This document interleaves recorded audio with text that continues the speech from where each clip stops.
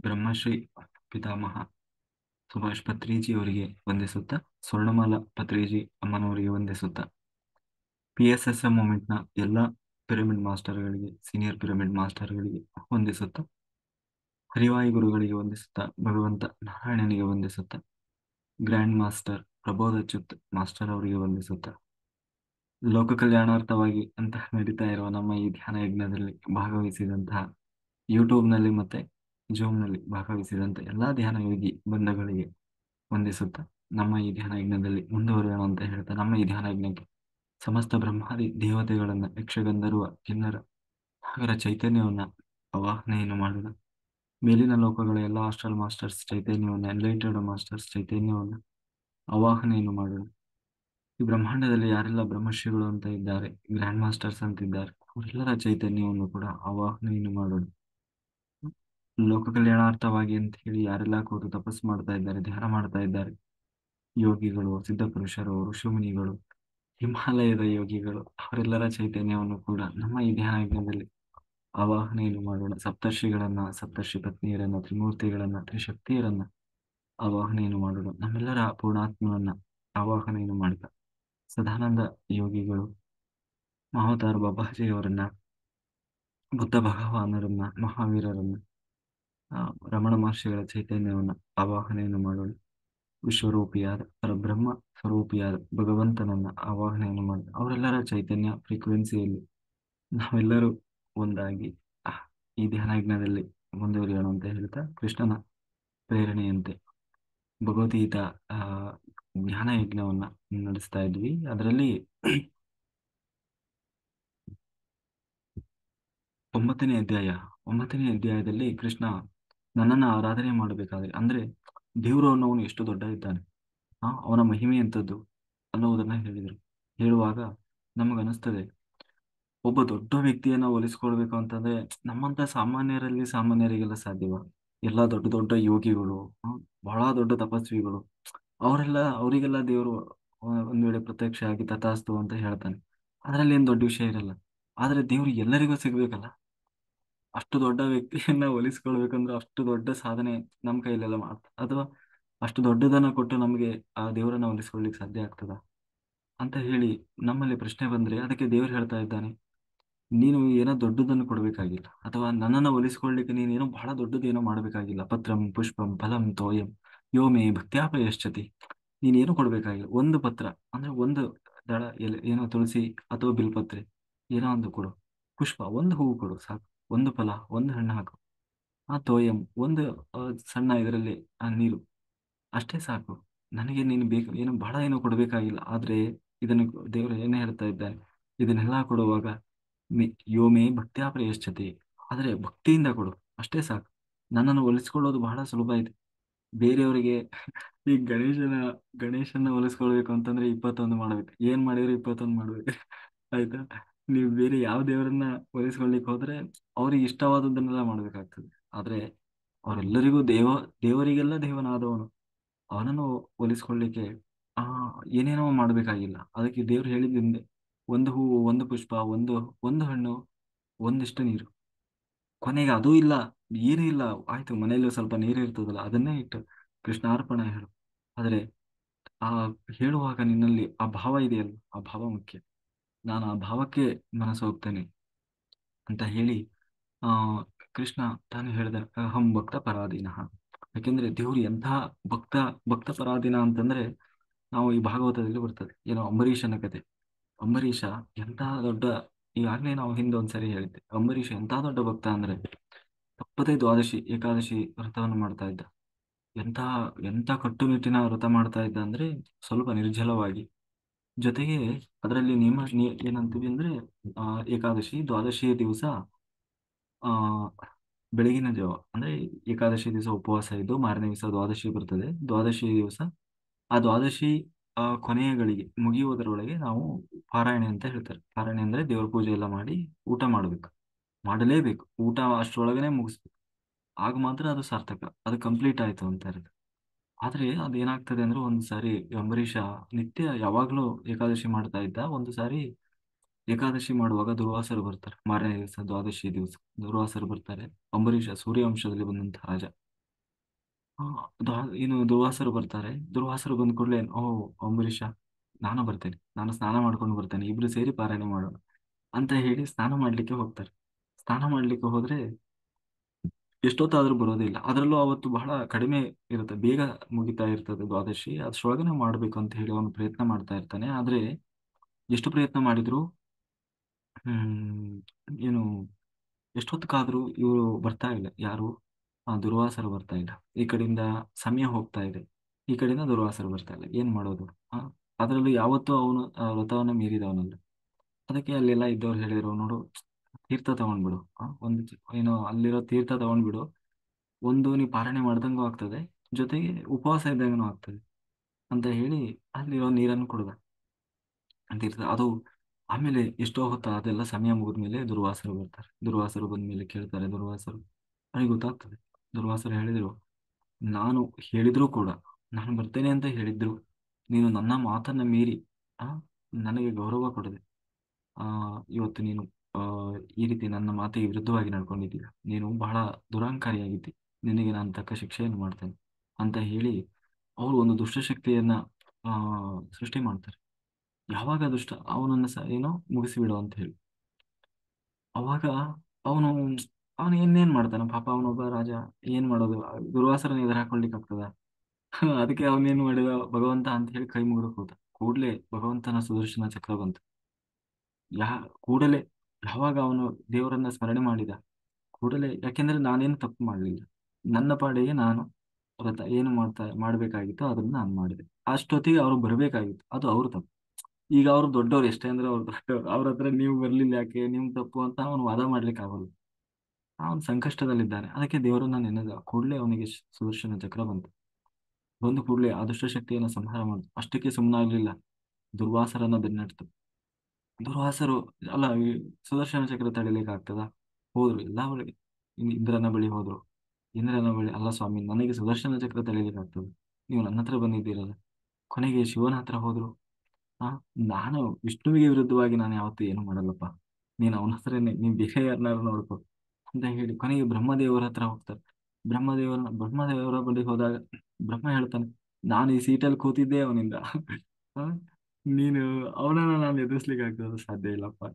ಅವನ ಹತ್ರ ಯಾರು ಬೇರೆ ಯಾರನ್ನಾದ್ರು ನೋಡ್ಕೊ. ಕೊನೆಗೆ ದೇವರ ಹತ್ರನೇ ಹೋಗ್ತಾನೆ. ಇನ್ಯಾರು ಲಾಸ್ಟಿಗೆ ಉಳಿದಿದ್ದು? ಭಗವಂತನೇ. ಅಲ್ಲಿಗೆ ವೈಕುಂಠಕ್ಕೆ ಹೋಗ್ತಾರೆ. ವೈಕುಂಠಕ್ಕೆ ಹೋದರೆ ಅಲ್ಲಿ ದೇವರನ್ನು ಕೇಳ್ತಾರೆ, ಸ್ವಾಮಿ ಹಿಂಗಾಗ್ಬಿಡ್ತು, ಏನೋ ಮಿಸ್ಟೇಕ್ ಆಗಿದೆ, ನಿನ್ನ ಸುದರ್ಶನ ಚಕ್ರವನ್ನ ವಾಪಸ್ ತಗೊಂಡ್ಬಿಡು. ಅದಕ್ಕೆ ದೇವರು ಹೇಳ್ತಾನೆ, ಅಹಂ ಭಕ್ತ ಪರಾಧೀನಃ. ನಾನು ಭಕ್ತರು ನನ್ನ ದಾಸರಾದ್ರೆ ನಾನು ಭಕ್ತರ ದಾಸ. ಅದು ನಾನು ನನ್ನ ಭಕ್ತನಿಗೆ ಅಂತ ಕೊಟ್ಟಿದ್ದೆ, ಅವನ ರಕ್ಷಣೆ ಮಾಡುವಂತ. ಹಾಗಾಗಿ ಅದು ಅವನ ಪರವಾಗಿ ಬಂದಿದೆ. ಇದನ್ನ ತಡೆಯುವ ಶಕ್ತಿ ನನಗೂ ಇಲ್ಲ. ಇದನ್ನೇನಾದ್ರೂ ತಡಿಬಹುದು ಅಂತಿದ್ರೆ ಅದು ಅಂಬರೀಷ ಮಾತ್ರ. ನೀ ಇದನ್ನ ಇದ್ರ ಮೇಲೆ ಅಧಿಕಾರವೂ ಇಲ್ಲ ನನಗೀಗ.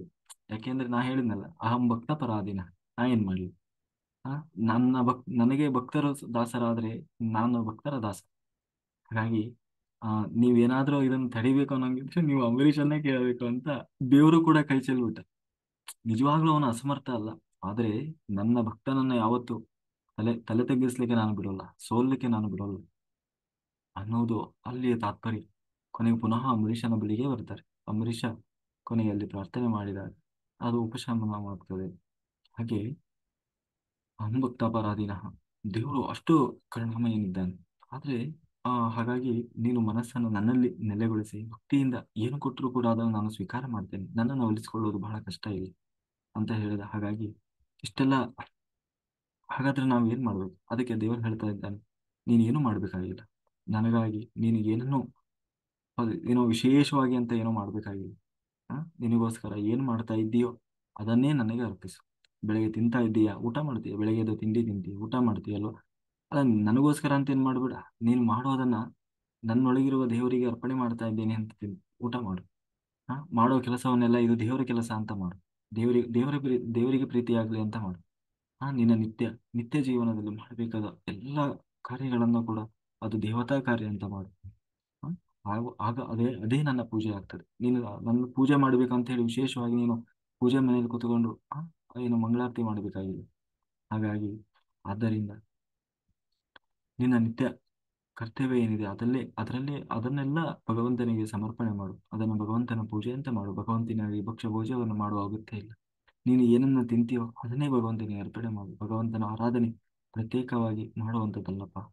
ಹಾಗಾಗಿ ನಿನ್ನೊಳಗೆ ಇದ್ದಾನೆ ಅಗ್ನಿ ವೈಶ್ವಾನರನಾಗಿ. ಹಾಗಾಗಿ ದೇವರು ಇಲ್ಲಿ ತಪಸ್ಸು ಅಂತ ಹೇಳಿ ಅಂದ್ರೆ ಅದೇ ನಿನ್ನ ಪಾಲಿಗೆ ತಪಸ್ಸು. ಯಾವುದು?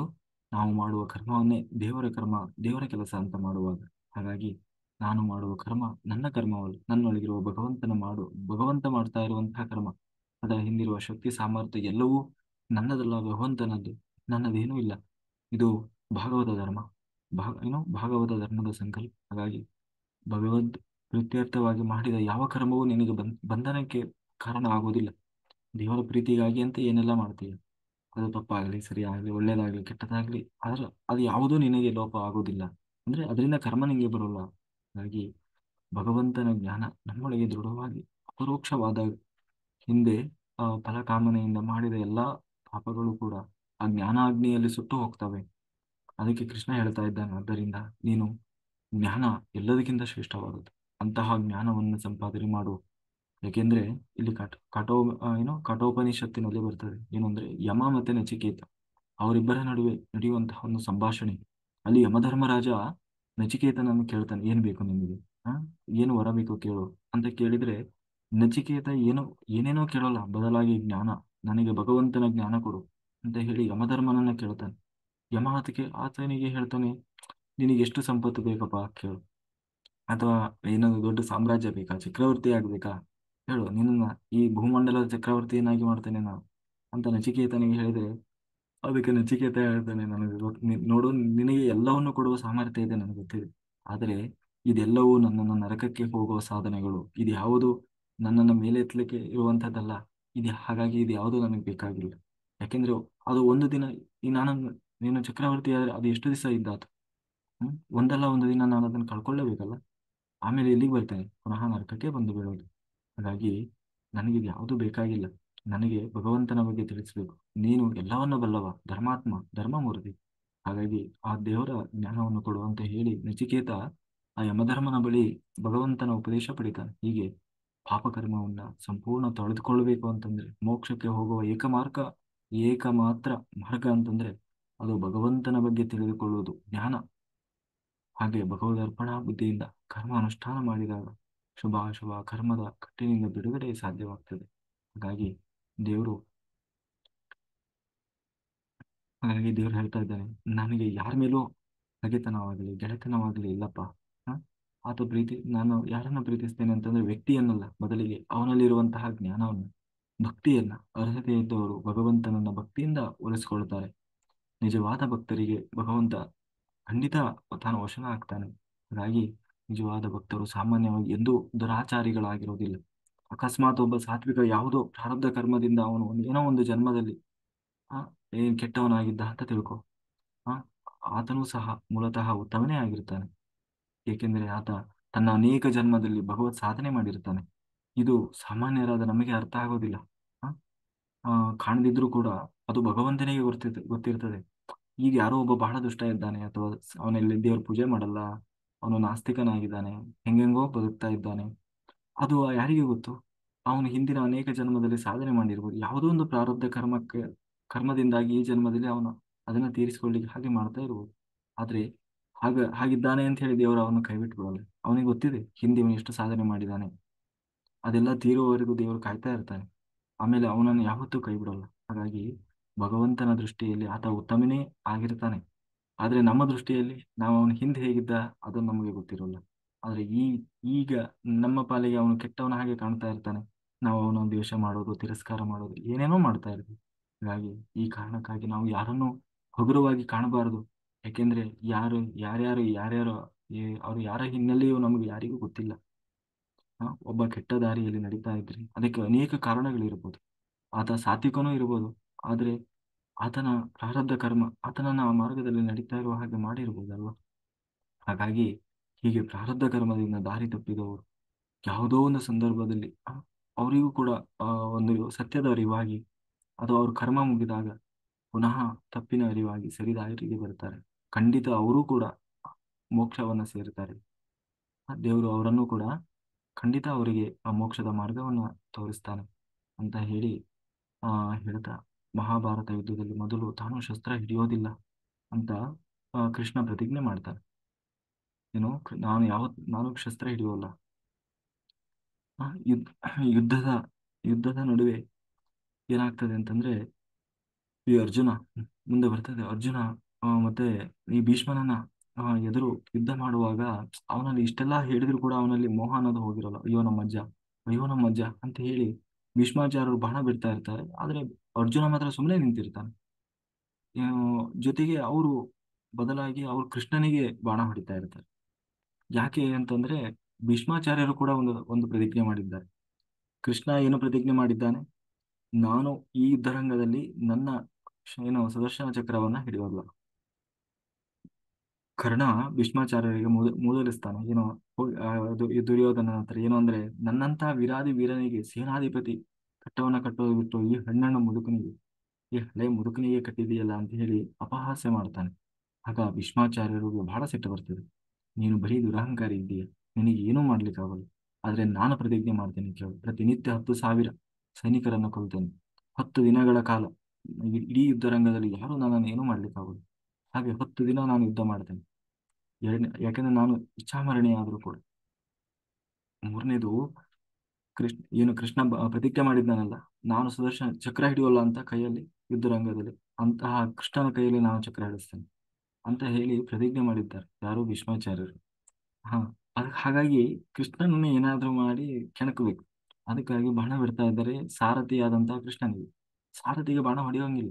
ಆದ್ರೆ ಬೇಕು ಅಂತಾರೆ ಭೀಷ್ಮಾಚಾರ್ಯರು ಕೃಷ್ಣನಿಗೆ ಹೊಡಿತಾ ಇದ್ದಾರೆ. ಕೃಷ್ಣನಿಗೆ ರಕ್ತ ಎಲ್ಲ ಬಂತು. ಆದ್ರೆ ಅರ್ಜುನ ಮಾತ್ರ ಅಯ್ಯೋ ನಮ್ ತಾತ, ಅಯ್ಯೋ ನಮ್ ತಾತ ಅಂತ ಸುಮ್ಮನೆ ನಿಂತಿದ್ದಾನೆ. ಇದನ್ನ ನೋಡಿ ಕೃಷ್ಣನಿಗೆ ಬಹಳ ಬೇಜಾರು, ಸಿಟ್ಟು ಬರ್ತದೆ. ಒಂದು ಬೈತಾನೆ, ನಿನಗೆ ಸಾಮ್ರಾಜ್ಯ ನನಗೆ ಬೇಕಾಗಿಲ್ಲ ಅಲ್ಲ, ನನಗೆ ಬೇಕಾಗಿದೆ ಅಲ್ಲ, ನಿನಗೆ ಬೇಕಾಗಿದೆ. ಹೋಗು, ನಿನ್ ಮನೇಲಿ ಹೋಗು, ಮನೆ ಕೂತ್ಕೊಂಡು ಬೆಚ್ಚು ಹೋಗಿ ಕೂತ್ಕೊಂಡು ಮಲ್ಕೊಂಡು ಹೋಗಿ ಕೂತ್ಕೋ, ನಾನು ಯುದ್ಧ ಮಾಡ್ತೇನೆ, ನನಗೆ ಬೇಕಾಗಿದೆಯಲ್ಲ ಅಂತ ಹೇಳಿ ಆ ರಥದಿಂದ ಹಾರಿ ಅಲ್ಲೇ ಬಿದ್ದಂತ ಒಂದು ಚಕ್ರವನ್ನು ಎತ್ತಿ ಹಿಡ್ಕೊಂಡು, ಏ ಮುದುಕ, ನನಗೆ ನನಗೆ ಬಾಣ ಬಿಡ್ತೀಯ, ನಿನ್ನನ್ನು ಸಾಯಿಸಿ ಬಿಡ್ತೇನೆ ಅಂತ ಹೇಳಿ ಚಕ್ರವನ್ನು ಎತ್ಕೊಂಡು ಹೋಗ್ತಾರೆ.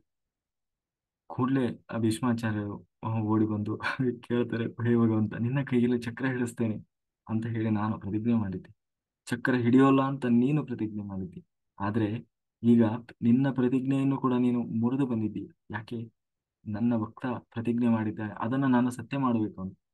ನಿಜವಾಗ್ಲೂ ಇಲ್ಲೆಲ್ಲ ನಡೆದಾಗ ಏನಂತೀವಿ, ಆ ನನ್ನ ಪ್ರತಿಜ್ಞೆ ಮುರಿದರೂ ಪರವಾಗಿಲ್ಲ, ಯಾಕೆಂದ್ರೆ ಭೀಷ್ಮ ದೊಡ್ಡ ಭಗವಂತನ ಭಕ್ತ.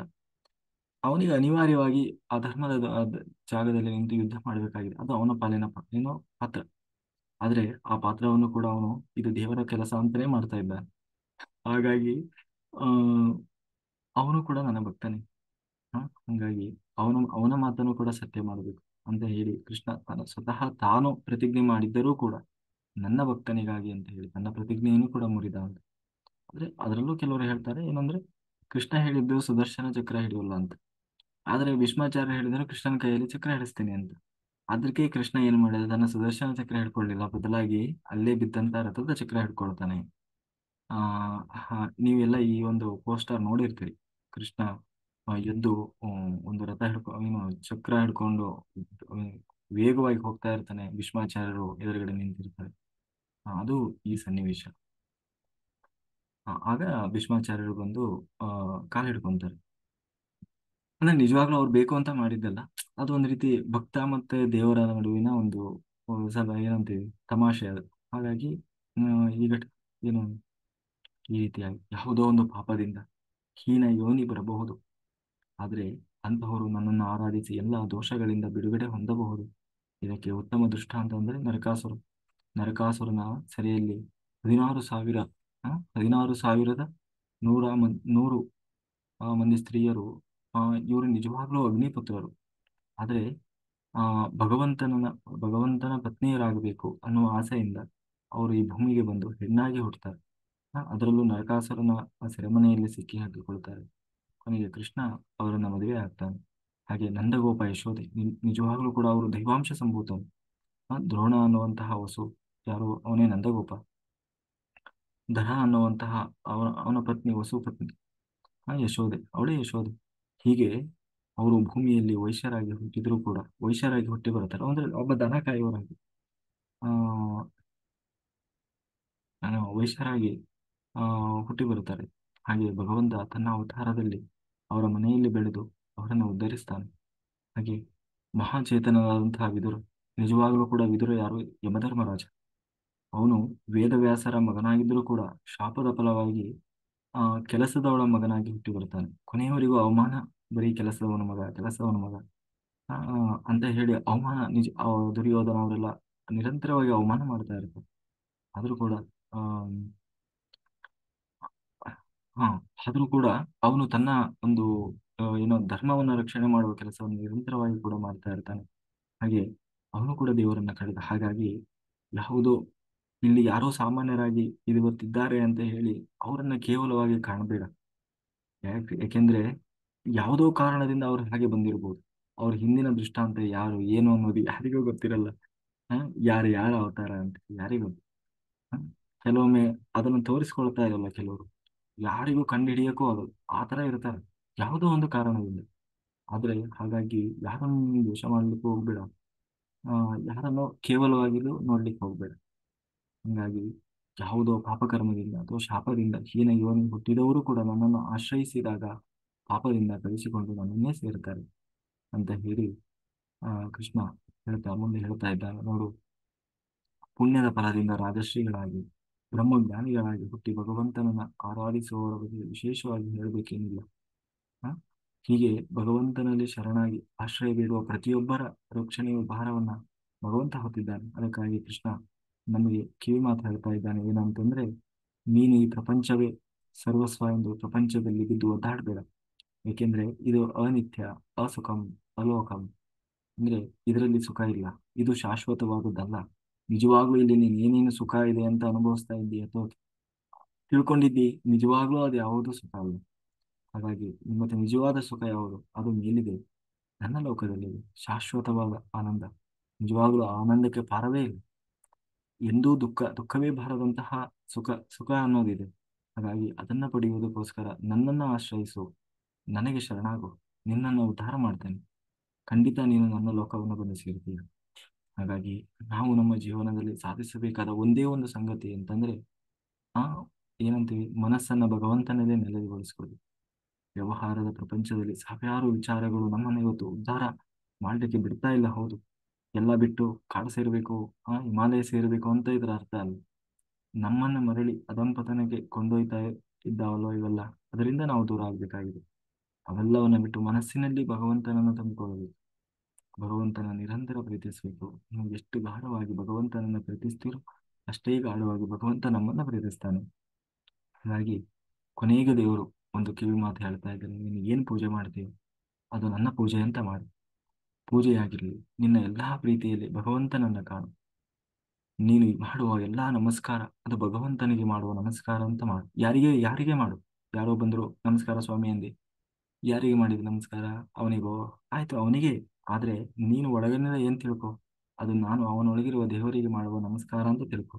ಹೀಗೆ, ಯಾಕಂದ್ರೆ ಎಲ್ಲಾ ಕಡೆ ನೀನು ದೇವರನ್ನ ಕಾಣ್ತಾ ಇದ್ದಿ, ದೇವರನ್ನೇ ಸ್ಮರಿಸ್ತಾ ಇದ್ದಿ. ಹಾಗಂತ ನೀನು ಅವನಿಗೆ ನಮಸ್ಕಾರ ಮಾಡೋದು ಬಿಡ್ಲಿಲ್ಲ. ಅಂದ್ರೆ ವ್ಯವಹಾರದ ಜೊತೆಗೆ ನಿನ್ನ ನಿತ್ಯ ಬದುಕಿನ ವ್ಯವಹಾರದಲ್ಲಿ ಎಲ್ಲೆಲ್ಲ ಅದು ಇದರಲ್ಲಿ ದಾಸ ಸಾಹಿತ್ಯದಲ್ಲಿ ಬರ್ತದೆ, ಕಂಡಲ್ಲೆಲ್ಲ ನಿನ್ನ ವಿಶ್ವರೂಪ ಕಾಣುವರು ಅಂತ ಹೇಳಿ ಎಲ್ಲೆಲ್ಲಿ ಏನೇನು ಕಾಣ್ತದೆ ಅದೆಲ್ಲ ದೇವರ ರೂಪ. ಹೀಗೆ ಮಾಡಿ ನಿನ್ನ ಮನಸ್ಸನ್ನು ಭಗವಂತನಲ್ಲಿ ನೆಲೆಗೊಳಿಸು. ಇದನ್ನ ಅಭ್ಯಾಸ ಮಾಡು. ಇದ್ದಕ್ಕಿದ್ದ ಹಾಗೆ ಬರೋದಲ್ಲ, ಒಂದೇ ಸಾರಿ ಬರೋದಲ್ಲ. ಆ ಈಗ ನಾನು ಮೊನ್ನೆ ಹೇಳಿದ್ನಲ್ಲ, ಹಂಗೆ ಒಂದು ತೇಗ ಬಂತು.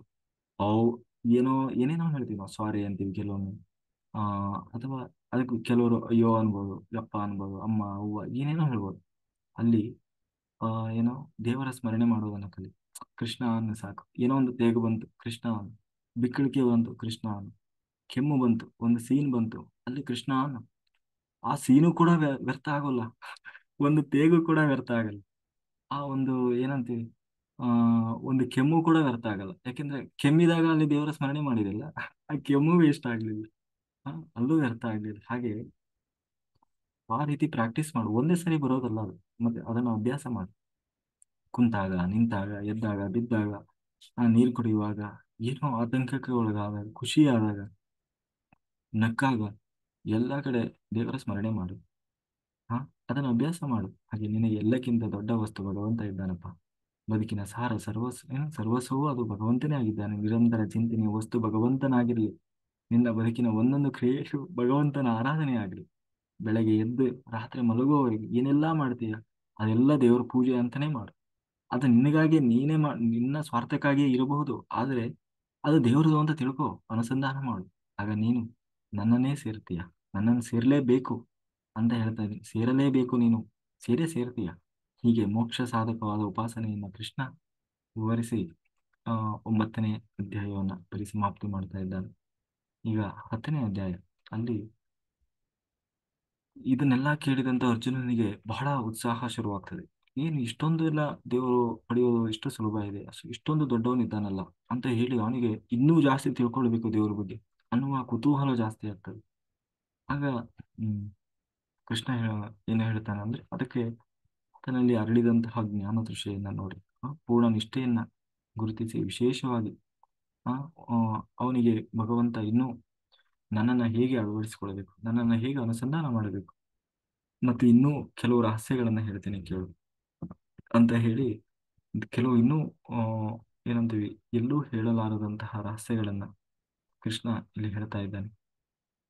ಏಕೆಂದ್ರೆ ಇಲ್ಲಿ ಹೇಳುವ ವಿಷಯ ಪರಂ ವಚಃ ಅನ್ನುತ್ತಾನೆ ಕೃಷ್ಣ. ಯಾಕೆಂದ್ರೆ ಪರಂ ಅಂದ್ರೆ ನಾವು ತಿಳಿದುಕೊಳ್ಳಬೇಕಾದ ವಿಷಯದಲ್ಲೇ ವಿಶಿಷ್ಟವಾದ ವಿಷಯ, ಅದಕ್ಕಿಂತಲೂ ಮಿಗಿಲಾದ ಇನ್ನೊಂದು ವಿಷಯ ಇಲ್ಲ. ಇಡೀ ಲೋಕಕ್ಕೆ ಉಪಕಾರವಾಗುವಂಥದ್ದು, ಇದಕ್ಕಿಂತ ಮಿಗಿಲಾದ ಇನ್ನೊಂದು ಸಂಗತಿ ಇಲ್ಲ. ನೀನು ಈ ಯುದ್ಧ ಭೂಮಿಯಲ್ಲಿ ನಿಂತು ಇದನ್ನ ಕೇಳಿ ಸಂತೋಷ ಪಡ್ತಾ ಇದ್ದೀಯ. ನಿನ್ನಲ್ಲಿ ಆ ಆನಂದ ಚಿಂತಾ ಇದೆ. ಅದಕ್ಕೋಸ್ಕರ ಜಗತ್ತಿನ ಹಿತಕ್ಕೋಸ್ಕರ ನಿನ್ನನ್ನು ಮುಂದೆ ಮಾಡಿಕೊಂಡು ನಾನು ಈ ರಹಸ್ಯವನ್ನು ಹೇಳ್ತಾ ಇದ್ದೀನಿ ಕೇಳು. ಯಾಕೆಂದ್ರೆ ಇದು ಅಂತಿಂತ ರಹಸ್ಯ ಅಲ್ಲ. ಯಾಕೆಂದ್ರೆ ದೇವರು ಹೇಳ್ತಾ ಇದ್ದಾನೆ, ಆ ದೇವರು ಯಾಕೆ ಇದನ್ನ ಹೇಳ್ತಾ ಮೊದಲನೇ ಮಾತು ಏನ್ ಹೇಳ್ತಾ ಇದ್ದಾನೆ ಅಂತಂದ್ರೆ, ನನ್ನ ಪ್ರಭವ ಅಂತಂದ್ರೆ ನನ್ನ ಏನಂತೀವಿ, ನಿಜವಾದ ಮೂಲವನ್ನ ಮಹರ್ಷಿಗಳಿಂದ ಹಿಡಿದು ಬ್ರಹ್ಮಾದಿ ದೇವತೆಗಳು ಕೂಡ ಇಲ್ಲಿವರೆಗೂ ತಿಳ್ಕೊಂಡಿಲ್ಲ. ಮತ್ತೆ ಅವರವರ ಯೋಗ್ಯತೆಗೆ ಅನುಗುಣವಾಗಿ ತಿಳ್ಕೊಂಡಿದ್ದಾರೆ. ಅದರಲ್ಲೂ ನಾನು ಅವ್ರಿಗೆ ಎಷ್ಟು ಹೇಳಿದೇನೋ ಅಷ್ಟು ಮಾತ್ರ ಅವ್ರಿಗೆ ಗೊತ್ತಿದೆ. ಉಳಿದಿದ್ದು ಇನ್ನೂ ಯಾರೋ ನನ್ನನ್ನು ಸರಿಯಾಗಿ ಅರ್ಥ ತಿಳ್ಕೊಂಡಿಲ್ಲ. ಹಾಗಾಗಿ ಅದನ್ನ ನಾನು ನಿನಗೆ ಹೇಳ್ತಾ ಇದ್ದೀನಿ ಕೇಳು. ನನ್ನ ಮೂಲ, ನನ್ನ ಮಹಿಮೆ, ನನ್ನಿಂದಾದ ಈ ಜಗತ್ತಿನ ಹುಟ್ಟು, ನನ್ನನ್ನು ಸಾಕ್ಷಾತ್ಕಾರ ಮಾಡಿಕೊಂಡಂತಹ ಮಹಾಜ್ಞಾನಿಗಳಿಂದ ಹಿಡಿದು ನನ್ನ ಬಗ್ಗೆ ಅಪರೋಕ್ಷ ಜ್ಞಾನಿಗಳು ಅಂತ ಯಾರ್ಯಾರಿದ್ದಾರೆ, ಅವರನ್ನು ಹಿಡಿದು ಬ್ರಹ್ಮನಿಂದನೂ ಕೂಡ ಹಿಡಿದು ದೇವತೆಗಳಿಗೂ ಕೂಡ ನನ್ನ ನಿಜವಾದ ಅಥವಾ ನನ್ನ ಸಂಪೂರ್ಣ ಆ ಏನು ಸ್ಥಿತಿಯನ್ನು ತಿಳ್ಕೊಳ್ಳಿಕ್ಕೆ ಯಾರಿಗೂ ಆಗಿಲ್ಲಪ್ಪ. ಅವರವರ ಸಾಮರ್ಥ್ಯಕ್ಕೆ ಅನುಗುಣವಾಗಿ ತಿಳ್ಕೊಂಡಿದ್ದಾರೆ ಅಷ್ಟೇ. ಹಾಗಾಗಿ ಇಷ್ಟೆಲ್ಲ ಆದ್ಮೇಲೆ ನಮ್ಮಲ್ಲಿ ಒಂದು ಪ್ರಶ್ನೆ ಬರ್ತದೆ, ಹಾಗಾದ್ರೆ ದೇವರು ಇಷ್ಟೆಲ್ಲ ಮಾಡಿದ್ನಲ್ಲ, ಸಕಲ ಜೀವಜಾತವನ್ನ ಭಗವಂತ ಸೃಷ್ಟಿ ಮಾಡಿದರೆ ಆತನನ್ನು ಯಾರು ಸೃಷ್ಟಿ ಮಾಡಿದ್ರು? ಅವನನ್ನು ಯಾರಾದ್ರೂ ಒಬ್ಬರು ಸೃಷ್ಟಿ ಮಾಡಿದವರು ಬೇಕಲ್ಲ. ಅದಕ್ಕೆ ಕೃಷ್ಣ ಹೇಳ್ತಾ ಇದ್ದಾನೆ, ಯಹ ಮಾಂ ಅಜಂ ಅನಾದಿಂ ಅಂತ. ಅಂದ್ರೆ ಇಲ್ಲಿ ಅಜ ಅಂತಂದ್ರೆ ಹುಟ್ಟಿರದವನು. ಭಗವಂತ ಹುಟ್ಟು ಸಾವಿನಿಂದ ಆಚೆ ನಿಂತವನು. ಅದಕ್ಕಾಗಿ ನಾವು ಹುಟ್ಟು ಸಾವಿನಿಂದ ಹೊರಗಬೇಕು ಅಂತಂದ್ರೆ ಆತನನ್ನೇ ಉಪಾಸನೆ ಮಾಡಬೇಕು. ಜನಾರ್ದನ, ಜನನವನ್ನ ಅರ್ಧನ ಮಾಡುವವನು, ಮತ್ತೆ ಹುಟ್ಟದ ಹಾಗೆ ಮಾಡುವವನು. ಹಾಗೆ ಇಲ್ಲಿ ದೇವರು ಹೇಳ್ತಾ ಇದ್ದಾರೆ. ಹಾ, ಹಾಗೆ ಈ ಪ್ರಪಂಚ ಹೇಗೆ ಸೃಷ್ಟಿಯಾಯಿತು, ಸೃಷ್ಟಿ ಹೇಗಾಯ್ತು ಅನ್ನೋದು ಕೂಡ ಯಾರಿಗೂ ಗೊತ್ತಿಲ್ಲ. ದೇವರು ಏನ್ ಹೇಳ್ತಿದ್ದಾನೆ ಕೃಷ್ಣ, ನೋಡು, ನಾನು ಏನ್ ಹೇಳಿದ್ದೇನೋ ಅದನ್ನೇ ಅಷ್ಟೇ ತಿಳ್ಕೊಂಡಿದ್ದಾರೆ, ಅಥವಾ ಅವರು ಏನ್ ಕಂಡುಕೊಂಡ್ರೋ ಅಷ್ಟು ಮಾತ್ರ ತಿಳ್ಕೊಂಡಿದ್ದಾರೆ. ಆದ್ರೆ ನಿಜವಾಗ್ಲೂ ಈ ಪ್ರಪಂಚ ನಾನು ಹೆಂಗೆ ಸೃಷ್ಟಿ ಮಾಡಿದೆ ಅನ್ನೋದು ಯಾರಿಗೂ ಗೊತ್ತಿಲ್ಲ. ಏಕೆಂದ್ರೆ ಪ್ರಳಯ ಕಾಲದಲ್ಲಿ ಎಲ್ಲರೂ ನನ್ನ ಉದರದಲ್ಲಿ ನಿದ್ರಾವಸ್ಥೆಯಲ್ಲಿದ್ರು. ಇವತ್ತೇನು ಬ್ರಹ್ಮ ಈ ಸೃಷ್ಟಿ ಮಾಡಿದ್ದಾನಲ್ಲ, ಆ ಬ್ರಹ್ಮನೂ ಕೂಡ ನನ್ನ ಹೊಟ್ಟೆಯೊಳಗಿದ್ದ, ಅವನಿಗೂ ಗೊತ್ತಿಲ್ಲ. ಆ ನಂತರ ಸೃಷ್ಟಿ ಕಾಲದಲ್ಲಿ ಮೊಟ್ಟ ಮೊದಲಿಗೆ ನಾನು ಸೃಷ್ಟಿ ಮಾಡಿದ್ದು ಚತುರ್ಮುಖ ಬ್ರಹ್ಮನನ್ನು. ಆದ್ದರಿಂದ ಚತುರ್ಮುಖ ಹುಟ್ಟಿಗಿಂತ ಮೊದಲೇ ಏನೆಲ್ಲ ನಡೀತು ಅನ್ನೋದು ಅವನಿಗೂ ಗೊತ್ತಿಲ್ಲ. ಅವನಿಗೆ ಎಷ್ಟು ಗೊತ್ತಿದೆ ಅದನ್ನ ತಿಳ್ಕೊಂಡಿದ್ದಾನೆ. ಏನು ನಾನು ಹೇಳಿದ್ದನ್ನ ಆ ತಿಳ್ಕೊಂಡಿದ್ದಾನೆ ಹೊರತು ಅದನ್ನ ಕಣ್ಣಾರೆ ಕಂಡವರು ಅಂತ ಹೇಳಿ ಯಾರು ಇಲ್ಲ. ಹಾಗಾಗಿ ಬಹುಚಿತ್ರ ಜಗತ್ ಬಹುದಾ ಕಾರಣ ಪರಶಕ್ತಿ ಅನಂತ ಗುಣ ಪರಮ. ಭಗವಂತನ ಸೃಷ್ಟಿಯ ಈ ಪ್ರಪಂಚವೇ ಇಷ್ಟೊಂದು ಅದ್ಭುತವಾಗಿರುವಾಗ ಆ ಸೃಷ್ಟಿಕರ್ತ ಅದೆಷ್ಟು ಅದ್ಭುತವಾಗಿರ್ಬೋದು. ಆದ್ದರಿಂದ ಭಗವಂತ ಅನಂತ ಎನ್ನುವ ನಿಜವನ್ನ ಅರಿತು ಆತನನ್ನ ಉಪಾಸನೆ ಮಾಡುವುದೊಂದೇ ಮೋಕ್ಷಕ್ಕಿರುವಂತಹ ಏಕಮಾತ್ರ ಮಾರ್ಗ.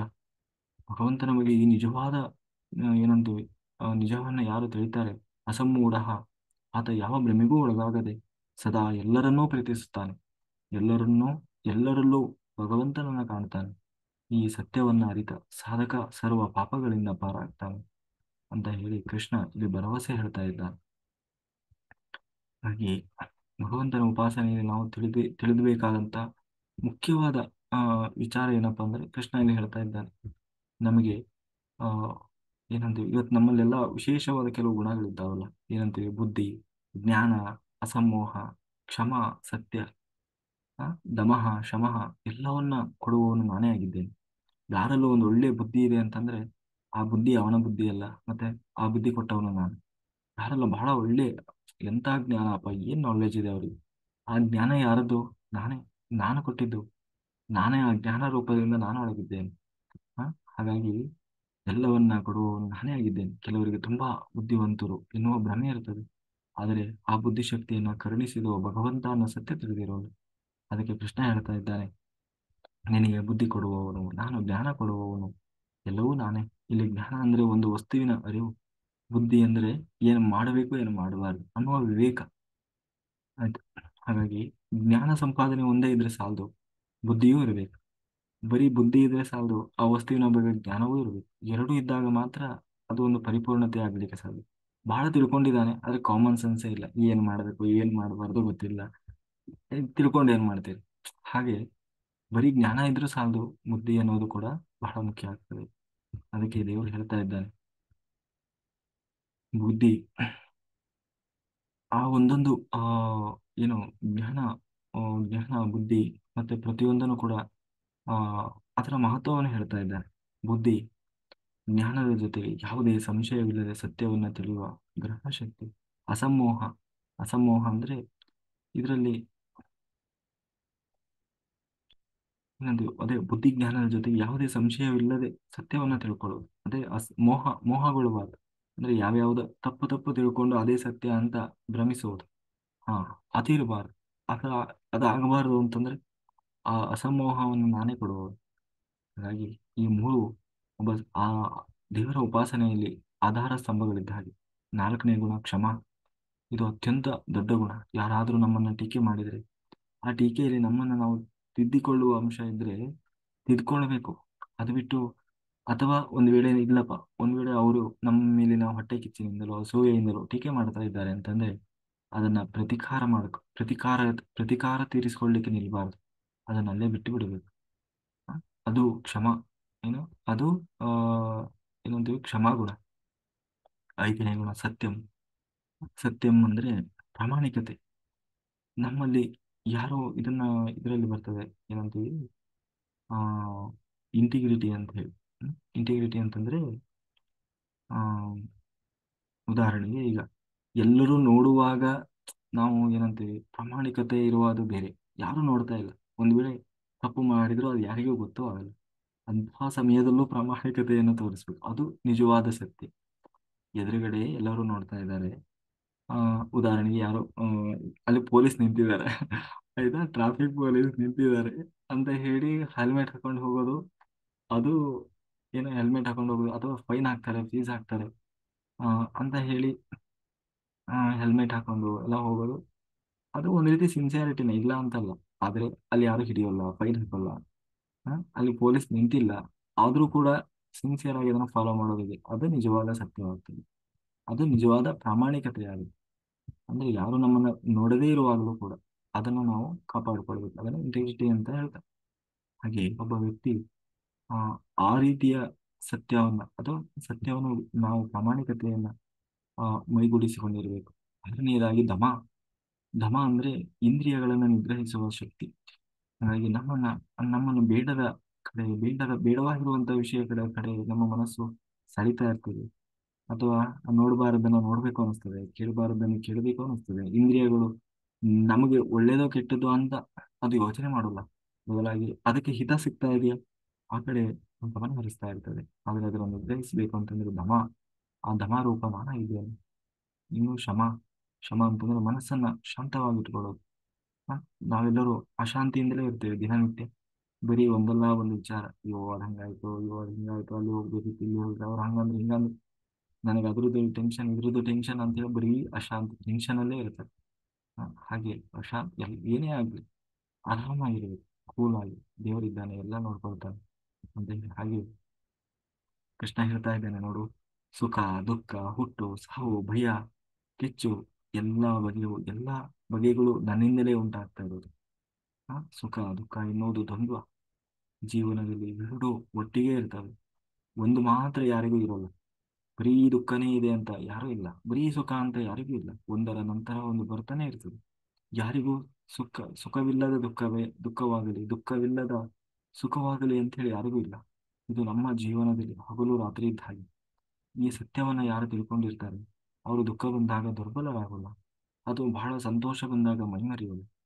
ಹಾಗಾಗಿ ನಮ್ಮ ಜೀವನದಲ್ಲಿ ಏರಿಳಿತ ಎನ್ನುವುದು ಸಾಮಾನ್ಯ, ಹುಟ್ಟು ಸಾವು ನೈಸರ್ಗಿಕ. ನಮ್ಮಲ್ಲಿ ಜ್ಞಾನವಿದ್ದರೆ ಅದೇ ಅಭಯ, ಇಲ್ಲದೇ ಇದ್ದರೆ ಭಯ. ಈ ಅರಿವು ಯಾರಿಗಿರ್ತದೆ ಅಲ್ಲಿ ಅಭಯವಾಗಿ, ಅಂದ್ರೆ ಭಯ ಇರದೇ ಇರ್ತಾರೆ. ಆದ್ರೆ ಇದರ ತಿಳುವಳಿಕೆ ಯಾವಾಗ ಇರೋಲ್ಲ ಅಲ್ಲಿ ಭಯ ಶುರುವಾಗ್ತದೆ. ಆ, ಹಾಗಾಗಿ ಇದನ್ನೆಲ್ಲ ಏನು ಒಬ್ಬ ವ್ಯಕ್ತಿಯ ಒಳಗೆ ಇಡುವವನು ನಾನೇ ಆಗಿದ್ದೇನೆ. ಹಾಗಾಗಿ ಅಹಿಂಸೆ, ಸಮದೃಷ್ಟಿ, ತೃಪ್ತಿ, ತಪಸ್ಸು, ದಾನ ಅದಾನ, ಹೆಸರು ಕೆಟ್ಟ ಹೆಸರು, ಆ, ಎಲ್ಲವೂ ಕೂಡ ನನ್ನಿಂದಲೇ. ಇಲ್ಲಿ ಹಿಂಸೆ, ಇದನ್ನ ನನ್ನ ದೇವರು ಪುನಃ ಹಾಗಂದ್ರೆ ಏನು ಅಂತ ಹೇಳ್ತಿದ್ದಾರೆ. ಅಹಿಂಸೆ, ಅಹಿಂಸೆ ಸಮದೃಷ್ಟಿ, ಎಲ್ಲವನ್ನೂ ಹೇಳ್ತಾ ಇದ್ದಾರೆ. ಹಾಗಾಗಿ ಅಹಿಂಸೆ ಅಂದ್ರೆ ಇನ್ನೊಬ್ಬರಿಗೆ ತೊಂದರೆಯಾಗದಂತೆ ಬದುಕುವುದು ಅಹಿಂಸೆ. ಇಲ್ಲಿ ಅಹಿಂಸೆ ಅಂದ್ರೆ ಕೇವಲ ದೈಹಿಕವಾಗಿ ಮಾತ್ರವಲ್ಲ, ಮಾನಸಿಕವಾಗಿ, ಮಾತಿನಲ್ಲೂ ಕೂಡ ಇನ್ನೊಬ್ಬರಿಗೆ ಹಿಂಸೆ ಮಾಡಬಾರ್ದು. ಇನ್ನು ಚುಚ್ಚಿ ಚುಚ್ಚಿ ಮಾತಾಡೋದು, ಅವರಿಗೆ ನನಗೆ ಬೇಕು ಅಂತಾನೆ ನಾನು ಹಂಗೆ ಮಾತಾಡಿದೆ, ಅವ್ರಿಗೆ ಅಲ್ಲ, ಅಲ್ಲ ಪಾಪ ಅವ್ರು ಹಂಗೆ ಅಲ್ರಿ ನೀವು ಹಂಗೆ ಮಾತಾಡ್ಬಾರ್ದು, ಪಾಪ ಅವ್ರು ಬಹಳ ಬೇಜಾರಾಯ್ತು, ಅಲ್ಲ ಬೇಜಾರಾಗ್ಲಿ ಅಂತಾನೆ ಮಾತಾಡಿದೆ ನಾನು, ಯಾಕೆ ಅಂದ್ರೆ ಹಾಗೆ ಅದು ಕೂಡ ಹಿಂಸೆ ಆಗ್ತದೆ. ಹಾಗೆ ಇನ್ನೊಬ್ಬರಿಗೆ ಮಾನಸಿಕವಾಗಿ ನೋವಾಗುವ ಹಾಗೆ ನಾವು ಮಾತನಾಡಿದರೆ ಅದು ಕೂಡ ಹಿಂಸೆ ಆಗ್ತದೆ, ಹಿಂಸೆ ಅನಿಸಿಕೊಳ್ತದೆ. ಬರೀ ನಾವು ಹೊಡೆದ್ರೆ ಬಡಿದ್ರೆ ಮಾತ್ರ ಹಿಂಸೆ ಅಲ್ಲ. ಎರಡನೇದಾಗಿ ಅಹಿಂಸೆ, ಹಾಗಾಗಿ ಅಲ್ಲಿ ಆ ರೀತಿಯಾಗಿ ಅಹಿಂಸೆಯನ್ನು ಪರಿಪಾಲನೆ ಮಾಡಬೇಕು. ಎರಡನೇದಾಗಿ ಒಂದು ದೊಡ್ಡ ಏನು ಹಿಂಸೆಯನ್ನು ತಡಿಲಿಕ್ಕಾಗಿ ಒಂದು ಸಣ್ಣ ಹಿಂಸೆ ಮಾಡಿದರೆ ಅದು ಕೂಡ ಅಹಿಂಸೆ ಅಂತ ಅನಿಸಿಕೊಳ್ತದೆ. ಬರೀ ಸಾಯಿಸೋದೆಲ್ಲವೂ ಹಿಂಸೆ ಆಗೋಲ್ಲ, ಆಯ್ತಾ? ಸಾಯಿಸದೇ ಇರುವುದು ಕೂಡ ಅಹಿಂಸೆ ಆಗೋಲ್ಲ. ಇದು ಬಹಳ ಚೆನ್ನಾಗಿದೆ. ಏನು, ಸಾಯಿಸುವುದೆಲ್ಲವೂ ಹಿಂಸೆ ಆಗೋಲ್ಲ, ಸಾಯಿಸದೇ ಇರುವುದು ಎಲ್ಲವೂ ಅಹಿಂಸೆ ಆಗೋಲ್ಲ. ಉದಾಹರಣೆಗೆ ಒಬ್ಬ ಭಯೋತ್ಪಾದಕ ಇದ್ದಾನೆ ಅಂತ ತಿಳ್ಕೊಂಡು, ಭಯೋತ್ಪಾದಕ ಇದ್ದಾನೆ, ಅವನನ್ನ ಸಾಯಿಸಿದರೆ ಏನಾಗ್ತದೆ? ಆ, ಮೇಲ್ನೋಟಕ್ಕೆ ಹಿಂಸೆ ಮಾಡಿದಂಗೆ ಆಗ್ತದೆ, ಆದ್ರೆ ನೂರಾರು ಜನರ ಪ್ರಾಣ ರಕ್ಷಣೆ ಮಾಡಿದಂಗೆ ಆಗ್ತದೆ. ಒಂದು ವೇಳೆ ಅವನ ಸಾಯಿಸ್ಲಿಲ್ಲ ಅಂತ ಆದ್ರೆ, ಅವನ ಸಾಯಿಸದ ಹಾಗೆ ಬಿಡ್ತೀವಿ, ಹಿಂಸೆ ಮಾಡಲ್ಲ, ಆದ್ರೆ ಅದೇ ಹಿಂಸೆ ಆಗ್ಬೋದು. ಯಾಕೆಂದ್ರೆ ಅವನು ಒಂದು ವೇಳೆ ಬದುಕಿದ್ದ ಅಂತ ಆದ್ರೆ ನೂರಾರು ಜನರ ಪ್ರಾಣ ತೆಗಿತಾನೆ. ಅವಾಗ ಏನಾಗ್ತದೆ, ಅವ ಒಬ್ಬನನ್ನ ಬಿಟ್ಟ ಕಾರಣದಿಂದ ಇವತ್ತು ನೂರಾರು ಜನ ಹತರಾದ್ರು. ಅಂದ್ರೆ ನಾವು ಹ್ಮ್ ಕೆಲವರನ್ನ ಹಿಂಸೆ ಮಾಡದೇ ಇರುವುದು ಅಹಿಂಸೆಯೂ ಆಗಬಹುದು. ಕೆಲವರನ್ನ ಹಿಂಸೆ ಮಾಡಿದ್ರೆ ಮೇಲ್ನೋಟಕ್ಕೆ ಹಿಂಸೆ ಅನಿಸಿದ್ರು ಅದೇ ಅಹಿಂಸೆ ಆಗಿರ್ಬೋದು. ಹಾಗಾಗಿ ಆ ಉದ್ದೇಶ ಅನ್ನೋದು ಹಾಗಾಗಿ ಒಂದು ದೊಡ್ಡ ಹಿಂಸೆಯನ್ನು ತಡೆಯಲಿಕ್ಕಾಗಿ ಒಂದು ಚಿಕ್ಕ ಹಿಂಸೆ ಮಾಡಿದರೆ ಅದು ತಪ್ಪಾಗಬಹುದು. ಉದಾಹರಣೆಗೆ ನಾವು ಒಂದು ಹುಲಿ ಬಂದಿದೆ ಏನು ಊರೊಳಗೆ, ಹುಲಿ ಬಂದು ನಿತ್ಯ ಅದು ಸಿಗ್ತಾನೂ ಇಲ್ಲ, ದಿನನಿತ್ಯ ಒಬ್ರನ್ನ ತಿಂತಾ ಇದೆ, ಅವಾಗ ಏನ್ ಮಾಡೋದು? ಹೊಡೆದಾಕೋದು ಅಷ್ಟೇ. ಅವಾಗ ಅಂದ್ರೆ ಒಂದು ಜೀವಿಯನ್ನ ಹೊಡೆದಾಕೋದು, ಅದು ಹಿಂಸೆ ಆಗೋದು ಅಲ್ಲ, ದಿನ ಒಂದೊಂದು ಇದನ್ನ ಅವ್ರನ್ನ ಮನುಷ್ಯರನ್ನ ತಿಂತ ಹಾಕ್ತಾ ಇದೆಯಲ್ಲ. ಹ್ಮ್ ಹಾಗಾಗಿ ಅವರನ್ನ ರಕ್ಷಣೆ ಮಾಡ್ಲಿಕ್ಕಾಗಿ, ನೂರಾರು ಜನರನ್ನು ರಕ್ಷಣೆ ಮಾಡ್ಲಿಕ್ಕಾಗಿ ಒಂದು ಜೀವಿಯ ಪ್ರಾಣ ತೆಗೆಯುವುದು ಅನಿವಾರ್ಯ. ಆಗ ಅದು ಮೇಲ್ನೋಟಕ್ಕೆ ಹಿಂಸೆ ಅನಿಸಿಕೊಂಡರೂ ಅದು ಅಹಿಂಸೆ ಅಂತ ಅನಿಸಿಕೊಳ್ತದೆ. ಹಾಗಾಗಿ ಆ ಎರಡನೇದು ಸಮದೃಷ್ಟಿ, ಸಮತಃ. ಇಲ್ಲಿ ಎಲ್ಲರನ್ನೂ ಸಮಾನರಾಗಿ ನೋಡಬೇಕು. ಸಮಾನರಾಗಿ ನೋಡೋದು ಅಂತಂದ್ರೆ ಎಲ್ಲರನ್ನೂ ಹೆಂಗೆ ಸಮಾನವಾಗಿ ನೋಡೋದು ಅಂತಂದ್ರೆ ಅವರವರ ಯೋಗ್ಯತೆಗೆ ಅನುಸಾರವಾಗಿ. ಉದಾಹರಣೆಗೆ ಒಂದು ಕಂಪನಿಯಲ್ಲಿಯೋ ಎಲ್ಲೋ ಕೆಲಸ ಮಾಡ್ತಾ ಇದ್ದಾರೆ, ಸಮಾನ ಅಂತಂದ್ರೆ ಎಲ್ಲರಿಗೂ ಒಂದೇ ಸಂಬಳ ಕೊಡ್ಲಿಕ್ಕೆ ಆಗ್ತದೆ? ಆ, ಆ, ಎಲ್ಲರಿಗೂ ಒಂದೇ ಸಂಬಳ ಕೊಟ್ರೆ, ಈಗ ಒಬ್ಬ DC ಇಂದ ಹಿಡಿದು ವಿಲೇಜ್ ಅಕೌಂಟ್ ವರೆಗೂ ಎಲ್ಲರಿಗೂ ಒಂದೇ ಸಂಬಳ, ಅದು ಸಮಾನತೆ. ಸಮಾನತೆ ಅಂತ ಹೇಳಿ ಒಂದೇ ಸಂಬಳ ಕೊಡುವುದಿಲ್ಲ. ಅದ್ಯಾಕೆ ಅಲ್ಲಿ ಯಾಕೆ ಭೇದ ಭಾವ? ಅದಕ್ಕೆ ಸಮಾನತೆ ಅಂತಂದ್ರೆ ಮೇಲ್ನೋಟಕ್ಕೆ ನಾವು ಹೇಳುವ ಸಮಾನತೆ ಇಲ್ಲ, ಅವರವರ ಯೋಗ್ಯತೆಗೆ ಅನುಸಾರವಾಗಿ ಅವರನ್ನ ನಡೆಸಿಕೊಳ್ಳುವುದು ಸಮಾನತೆ. ಈಗ ಉದಾಹರಣೆಗೆ ಶಾಲೆಯಲ್ಲಿ ಎಲ್ಲಾ ವಿದ್ಯಾರ್ಥಿಗಳು, ಹೌದು ಎಲ್ಲರೂ ಒಂದೇ, ಅಲ್ಲಿ ಜಾತಿ ಆ, ಜಾತಿ ಇಲ್ಲ, ದ್ವೇಷ ಇಲ್ಲ, ಶತ್ರು ಮಿತ್ರ ಸ್ಥಳೀಯ ಪರಕೀಯ ಇನ್ನು ಯಾವ ಭೇದವೂ ಇಲ್ಲ, ಎಲ್ಲರೂ ಸಮಾನರೇ. ಆದರೆ ಅವರ ಹಂಗಂತ ಹೇಳಿ ಎಲ್ಲರಿಗೂ 100ಕ್ಕೆ 100 ಮಾರ್ಕ್ಸ್ ಕೊಡಲ್ಲ ಅಲ್ವಾ? ಎಲ್ಲರಿಗೂ 90 ಕೊಡಲ್ಲ. ಬದಲಾಗಿ ಅವರವರ ಅವರ ಯೋಗ್ಯತೆಗೆ ಅನುಸಾರವಾಗಿ ಎಷ್ಟು ಯಾರ್ಯಾರ ಆ ಅರ್ಹತೆ ಇದೆ ಅಷ್ಟೇ ಅವರಿಗೆ ಅವರವರ ಏನ್ ಬರೆದಿದ್ದಾರೆ ಅಷ್ಟು ಮಾತ್ರ ಅವರಿಗೆ ಅಂಕಗಳನ್ನು ಕೊಡ್ತಾರೆ, ಮಾರ್ಕ್ಸ್ ಕೊಡ್ತಾರೆ. ಹಾಗೆ ಅದು ಸಮಾನತೆ ಅಂತ ಅನಿಸಿಕೊಳ್ತದೆ. ಅಥವಾ ಹಾಗೆ ಯಾರನ್ನ ಹೇಗೆ ನೋಡಬೇಕು ಅವರನ್ನ ಹಾಗೆ ನೋಡಬೇಕು, ಅದು ಸಮಾನತೆ. ಸಮತಾ ದೃಷ್ಟಿ. ಮೂರನೇದಾಗಿ ಗುಣ. ಗುಣ. ಗುಣ ಅನ್ನೋದು, ಮೂರನೇ ಗುಣ ಯಾವುದು ಅಂತಂದ್ರೆ ತೃಪ್ತಿ. ಆ ಮನುಷ್ಯನಿಗೆ ಎಲ್ಲಾ ದುಃಖಗಳಿಗೆ ಮೂಲವೇ ಅತೃಪ್ತಿ ಅನ್ನೋದು. ಏ- ಏನ್ ಏನ್ ಏನ್ ಸಿಕ್ಕರು ಏನ್ ಪಡೆದ್ರು ಅದಕ್ಕೆ ಅದರಿಂದ ಸಮಾಧಾನ ಇಲ್ಲ. ಇನ್ನೂ ಬೇಕು ಇನ್ನೂ ಬೇಕು, ಕೆಲಸ ಇಲ್ಲ ಕೆಲಸ ಇಲ್ಲ ಅಂತಿರ್ತಾರೆ. ಒಂದು ಕೆಲಸ ಸಿಗ್ತದೆ, ಆ, ಇಷ್ಟು ದಿವಸ ಕೆಲಸ ಇಲ್ಲ ಕೆಲಸ ಇಲ್ಲ, ಯಾವಾಗ ಕೆಲಸ ಮಾಡ್ಲಿಕ್ಕೆ ಶುರು ಮಾಡಿದ 6 ತಿಂಗಳಾಯ್ತು, ವರ್ಷ ಆಯ್ತು, ಈ ಸಂಬಳ ನನಗೆ ಸಾಕಾಗ್ತಾ ಇಲ್ಲ, ಇನ್ನೂ ಸ್ವಲ್ಪ ಜಾಸ್ತಿ ಸಂಬಳದ ಕೆಲಸ ಬೇಕು ಅಂತ ಶುರು ಮಾಡ್ತಾನೆ. ಅದು ಸಿಗ್ತಾ ಮತ್ತೆ ಅಲ್ಲಿಂದ ಮತ್ತೆ ಇನ್ನೊಂದು ಕೆಲಸ ಹುಡುಕ್ಲಿಕ್ಕೆ ಶುರು ಮಾಡ್ತಾನೆ. ಆ ಒಂದು ಯಾವುದೋ ಒಂದು ಕಾರ್ ತಗೊಂಡ, ಸ್ವಲ್ಪ ದಿವಸ ಓಡಿಸಿದ, ಅದು ಯಾಕೆ ಬೇಜಾರಾಯ್ತು, ಈ ಕಾರ್ ಯಾಕೆ ಅಷ್ಟು ಚೆನ್ನಾಗಿ ಬರ್ತಿಲ್ಲ, ಇನ್ನೊಂದು ಸ್ವಲ್ಪ ಒಳ್ಳೆ ಕಾರ್. ಹೀಗೆ ತೃಪ್ತಿ ಅನ್ನುವುದು ಇದು ಯಾವುದು ನಮಗೆ ನಾವೇ ಇದ್ದದ್ರಲ್ಲಿ ನಾವು ಕಂಡುಕೊಳ್ಳಬೇಕೇ ಹೊರತು ಅತೃಪ್ತಿಯನ್ನು ಪಡುವುದಲ್ಲ. ಅತೃಪ್ತಿ ಆ ಅನ್ನೋದು ನಿರಂತರವಾಗಿರ್ತದೆ. ಹಾಗಾಗಿ ತೃಪ್ತಿ ಅನ್ನೋದು ಬೇಕು. ನಾಲ್ಕನೇದು ತಪಸ್ಸು. ಇದರಲ್ಲಿ ಕಾಯ ವಾಚ ಮನಸ್ಸು. ಕಾಯ ವಾಚ ಮನಸ್ಸ ತಪೋ ನಿಯಂತ್ರಣದಲ್ಲಿರಬೇಕು. ಮನಸ್ಸು ನಮ್ಮ ನಿಯಂತ್ರಣದಲ್ಲಿರಬೇಕು, ದೇಹ ನಿಯಂತ್ರಣದಲ್ಲಿರಬೇಕು. ಆಹಾರದಿಂದ, ನಿದ್ರೆಯಿಂದ, ಅತಿಯಾದ ನಿದ್ರೆ ಮಾಡುವುದು, ಅತಿಯಾದ ಆಹಾರ ತಿನ್ನೋದು. ಹಾಗಾಗಿ ಮಿತವಾದ ಆಹಾರ, ಮಿತವಾದ ನಿದ್ರೆ, ಆ ಮೂಲಕ ದೇಹವನ್ನ ನಿಯಂತ್ರಣ ಮಾಡೋದು. ಹಾಗೆ ಮನಸ್ಸನ್ನ ಆ, ಸಿಕ್ಕದನ್ನೆಲ್ಲ ಯೋಚನೆ ಮಾಡದೆ ಯಾವುದರ ಸದಾ ಒಳಿತನ್ನ ಯೋಚನೆ ಮಾಡೋದು.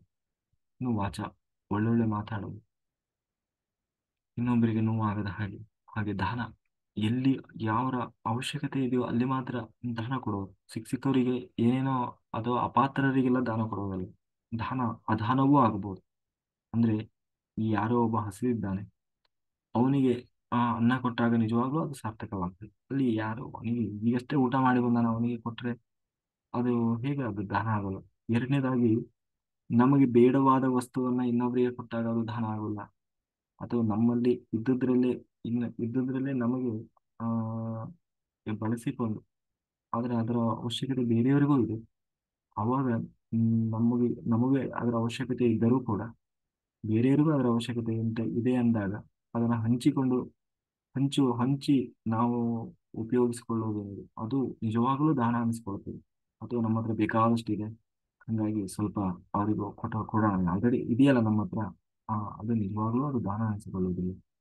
ಹಾಗಾಗಿ ದಾನದಲ್ಲಿ ಅಶನ ವಸನ, ಇನ್ನು ಇನ್ನು ಯಾರಿಗೆ ದಾನ ಮಾಡಬೇಕು, ಇರುವುದಕ್ಕೆ ತಾಣ, ಆ, ಉಡುವುದಕ್ಕೆ ಬಟ್ಟೆ, ಹಸಿದವನಿಗೆ ಅನ್ನ, ಇದನ್ನ ಕೊಡುವುದಕ್ಕೆ ಯೋಗ್ಯತೆ ಅಥವಾ ಅಂತ ನಿರ್ಬಂಧ ಏನಿಲ್ಲ. ಯಾರಿಗೆ ಅವಶ್ಯಕತೆ ಇದೆ ಅವರಿಗೆಲ್ಲ ಕೊಡಬೇಕು. ಆದರೆ ವಸ್ತುವನ್ನು ದಾನ ಮಾಡುವಾಗ ಯಾರಿಗೆ ಅಗತ್ಯ ಇದೆಯೋ, ಯೋಗ್ಯತೆ ಇದೆಯೋ ಅವರಿಗೆ ಮಾತ್ರ ಕೊಡಬೇಕು. ಇಲ್ಲದೆ ಏನೋ ಪ್ರಚಾರದ ದೃಷ್ಟಿಯಿಂದಲೋ ಆ, ಅಥವಾ ಇನ್ಯಾವುದೋ ಆ, ಉಪಯೋಗಕ್ಕಾಗಿ ಅಂತ ಕೊಟ್ಟರೆ ಅದು ಅರ್ಹವಾಗ್ತದೆ. ನನಗೆ ಕೊಟ್ಟಿದ್ದು ಅದೇನು ಸಾರ್ಥಕ ಆಗೋದು. ಯಾವುದೇ ಬಯಕೆ ಇಲ್ಲದೆ ನಿಷ್ಫಲತೆಯಿಂದ ಕರ್ತವ್ಯ ದೃಷ್ಟಿಯಿಂದ ಯೋಗ್ಯವಾದ ದೇಶದಲ್ಲಿ, ಯೋಗ್ಯವಾದ ಕಾಲದಲ್ಲಿ, ಯೋಗ್ಯವಾದ ವ್ಯಕ್ತಿಗೆ ಮಾಡುವುದೇ ನಿಜವಾದ ದಾನವಾಗ್ತದೆ.